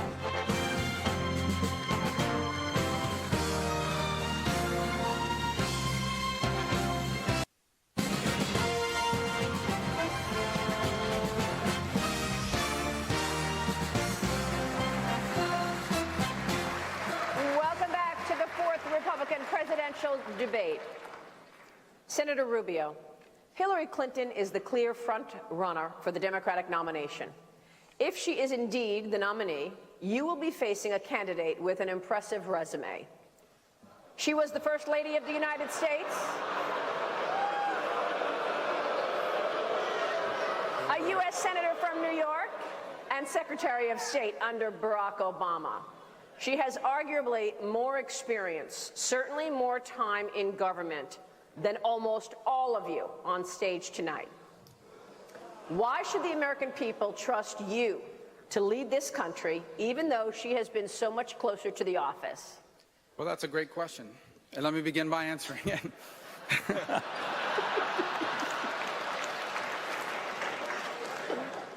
This election is about the future, about what kind of country this nation is going to be in the 21st century. This election is actually a generational choice, a choice about what kind of nation we will be in the 21st century. For over 2.5 centuries, America has been a special country, the one place on earth where anyone from anywhere can achieve anything, a nation that's been a force for good on this planet. But now, a growing number of Americans feel out of place in their own country. We have a society that stigmatizes those that hold cultural values that are traditional. We have a society where people, millions of people, are living paycheck to paycheck. They're working as hard as they ever have, but they're living paycheck to paycheck because the economy has changed underneath their feet. We have young Americans who owe thousands of dollars in student loans for a degree that doesn't lead to a job. For the first time in 35 years, we have more businesses dying than starting. And around the world, every day brings news of a new humiliation for America.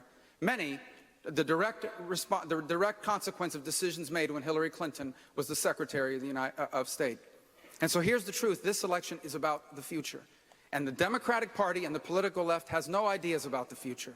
All their ideas are the same tired ideas of the past. More government, more spending. For every issue before America, their answer is a new tax on someone and a new government program. This nation is going to turn the page. And that's what this election should be about. And as I said at the first debate, if I am our nominee, they will be the party of the past. We will be the party of the 21st century.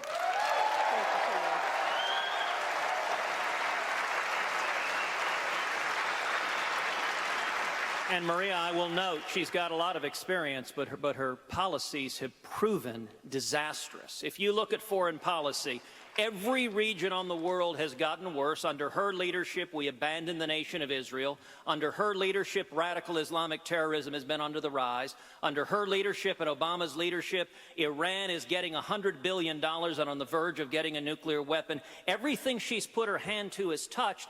And when we talk about the cronyism of Washington, Hillary Clinton embodies the cronyism of Washington.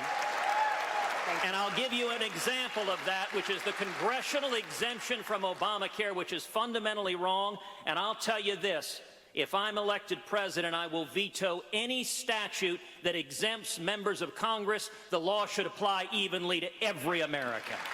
Thank you. All right, I think it's fair to say you're not fans of Hillary Clinton's resumes. All right, Mr. Trump. We are not. I had a feeling. As perhaps the most successful capitalist on this stage tonight, you've acknowledged that some give capitalism a bad name. You've been particularly critical of businesses that find all sorts of ways of paying their taxes by keeping money abroad. But your own plan includes an incentive to bring that more than $2 trillion home.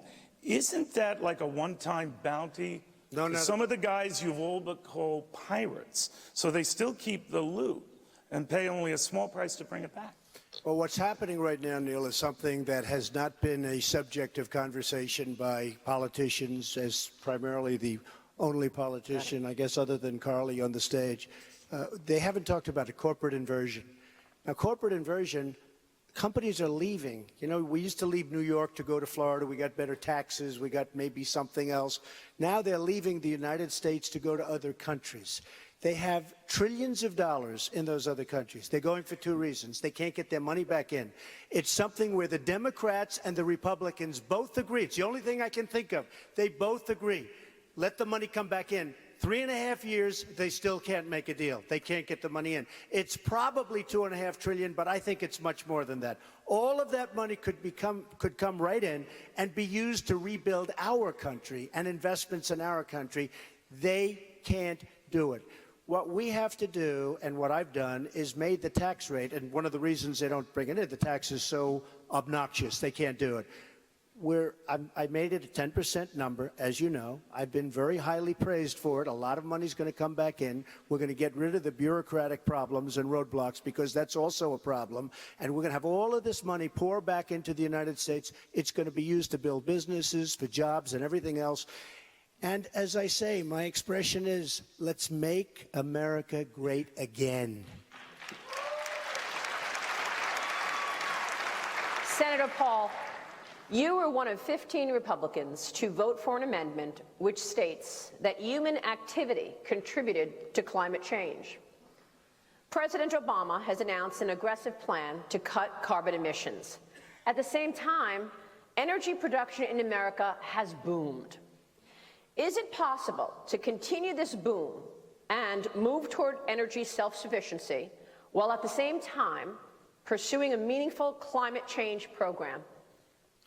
The first thing I would do as president is repeal the regulations that are hampering our energy that the president has put in place, including the Clean Power Act. While I do think man may have a role in our climate, I think nature also has a role. The planet's 4.5 billion years old. We've been through geologic age after geologic age. We've had times when the temperature's been warmer. We've had times when the temperature's been colder. We've had times when the carbon in the atmosphere has been higher. So I think we need to look before we leap. President's often fond of saying he wants a balanced solution. But really, we do need to balance both keeping the environment clean. We will have some rules for that. But we got to balance that with the economy. He's devastated my state. I say the president's not only destroying Kentucky, he's destroying the Democrat Party down there because nobody wants to associate with him. So what we really need is somebody that understands that we do need energy of all forms. And that means we will have solar and wind and hydro, but we will still have coal and we still will have natural gas. And we've got to have an all-of-the-above policy. But it would be a mistake to shut down all of our industries in the coal fields and shut down the coal-powered plants. If we did so, we're going to have a day where we wake up and some of our big cities are either very cold or very hot. So I think it's a big danger and we shouldn't do it. And what we should do is say we want all of the above. We want to free up the energy sector and let people produce, let them drill, let them explore. Thank you, sir. Maria, critically, when it comes to climate change, we've had a 10% reduction in carbon emissions, and it isn't because of Solyndra. It isn't because of the central planners in Washington, D.C. It's because we've had a great American success story. The explosion of natural gas, taking two existing technologies and applying it through innovation has created lower carbon emissions, lower energy costs. 40% of all the economic activity in the age of Obama has come from the energy sector, and Hillary Clinton wants to suppress that. I think we ought to be expanding this. High growth is the path to lower carbon and more jobs. I know for a fact, as governor of the state of Florida, we created the largest land purchasing programs and environmental cleanup programs because we had a growing economy. Our revenues were growing at 4.4%. It allowed for resources to be able to protect the natural systems. We got to get to a conservation environmental policy that goes beyond just carbon. All right, I know you want to talk, and I know you want to talk, but we also promised to get people home tonight, and we are going to take a quick break here. I think it is fair to say at this juncture that you can discuss business issues and only business issues and still keep it interesting. Stick around with these candidates' closing statements.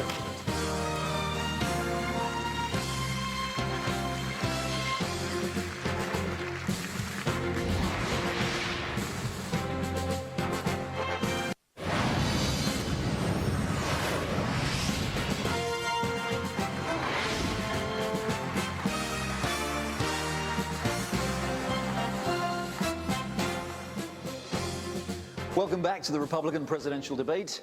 And now, candidates, it's time for your closing statements. You get 30 seconds each. And Senator Paul, we will begin with you. We're the richest, freest, most humanitarian nation in the history of mankind. But we also borrow $1 million a minute. And the question I have for all Americans is think about it. Can you be a fiscal conservative if you don't conserve all of the money? If you're a profligate spender and you spend money in an unlimited fashion for the military, is that a conservative notion? We have to be conservative with all spending, domestic spending and welfare spending. I'm the only fiscal conservative on the stage. Thank you, Senator. Governor Kasich. Well, ladies and gentlemen, if Hillary Clinton or Bernie Sanders were to win this election, my 16-year-olds, I worry about what their life is going to be like. You know, the conservative movement is all about opportunity. It is about lower taxes, it's about balanced budgets, it's about less regulation, and it's about sending power, money, and influence back to where we live so we can run America from the bottom up. In addition to that, once we have the power and the money and the influence with programs we shift out, then each of us have a responsibility to reach out and to rebuild our families, make them stronger, and connect our neighborhoods. All that together, wealth, connection, family, America's greatest days are ahead. We must win this election. Carly Fiorina. Imagine a Clinton presidency. Our military will continue to deteriorate. Our veterans will not be cared for. And no, Mrs. Clinton, that situation is not exaggerated. The rich will get richer. The poor will get poorer. The middle class will continue to get crushed. And as bad as that picture is, what's even worse is that a Clinton presidency will corrode the character of this nation. Why? Because of the Clinton way. Say whatever you have to, lie as long as you can get away with it. We must beat Hillary Clinton. Carly Fiorina can beat Hillary Clinton. I will beat Hillary Clinton. And under a President Fiorina, we will restore the character of this nation, the security of this nation, the prosperity of this nation, because as citizens, we will take our government back.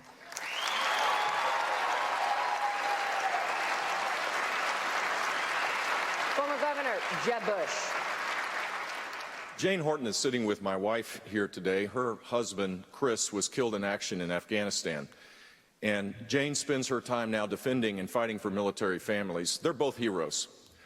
I don't think we need an agitator-in-chief or a divider-in-chief. We need a commander-in-chief that will rebuild our military and restore respect to our veterans by revamping and fixing a broken Veterans Administration. That's my pledge to you. I ask for your support. Thank you. Senator Ted Cruz. 58 years ago, my father fled Cuba.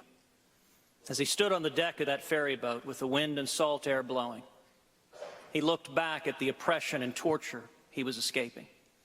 And yet he looked forward to the promise of America.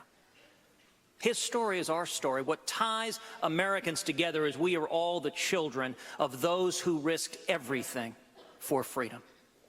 America is in crisis now. I believe in America, and if we get back to the free market principles and constitutional liberties that built this country, we can turn this country around. I believe that 2016 will be an election like 1980, that we will win by following Reagan's admonition to paint in bold colors, not pale pastels. We're building a grassroots army. I ask you to join us at tedcruz.org, and we the people can turn this nation around. Senator Marco Rubio. The story of America is an extraordinary story. It is the story of a nation that for over 2 centuries, each generation has left the next better off than themselves. But now, because Washington is out of touch, through the fault of both political parties, for the first time in our history, that is in doubt. And that is what this election must be about, because if the next 4 years are anything like the last 8 years, our children will be the first Americans ever left worse off by their parents. This election is about making a different choice, about applying our principles of limited government and free enterprise to the unique issues of our time. And if we do, we will not just save the American dream, we will expand it to reach more people and change more lives than ever before. And the 21st century can be a new American century. So tonight, I ask you for your vote, and I ask you to join us at my website, marcorubio.com. Funny. Dr. Ben Carson. In the 2 hours of this debate, 5 people have died from drug-related deaths. $100 million has been added to our national debt. 200 babies have been killed by abortionists. And 2 veterans have taken their lives out of despair. This is a narrative that we can change. Not we the Democrats, not we the Republicans, but we the people of America, because there is something special about this nation, and we must embrace it and be proud of it and never give it away for the sake of political correctness. Donald Trump. Thank you. Over the years, I've created tens of thousands of jobs and a great company. It's a company I'm very proud of, some of the most iconic in the world. And I will tell you, I don't have to give you a website because I'm self-funding my campaign. I'm putting up my own money. I want to do something really special. I want to make our country greater than it's ever been. I think we have that potential. We cannot lose this election. We cannot let Hillary Clinton, who is the worst Secretary of State in the history of our country, win this election. We will fight, we will win, and we truly will make this even more special. We have to make it better than ever before, and I will tell you, the United States can actually be better than ever before. Thank you.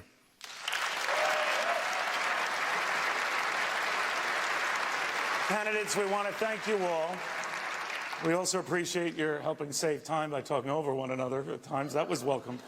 Well, by all means, it was a very riveting debate. Business issues can be riveting because it wasn't about us.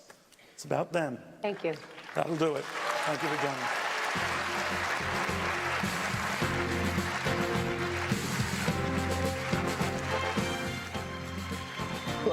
The final debate of this debate night on the Fox Business Network.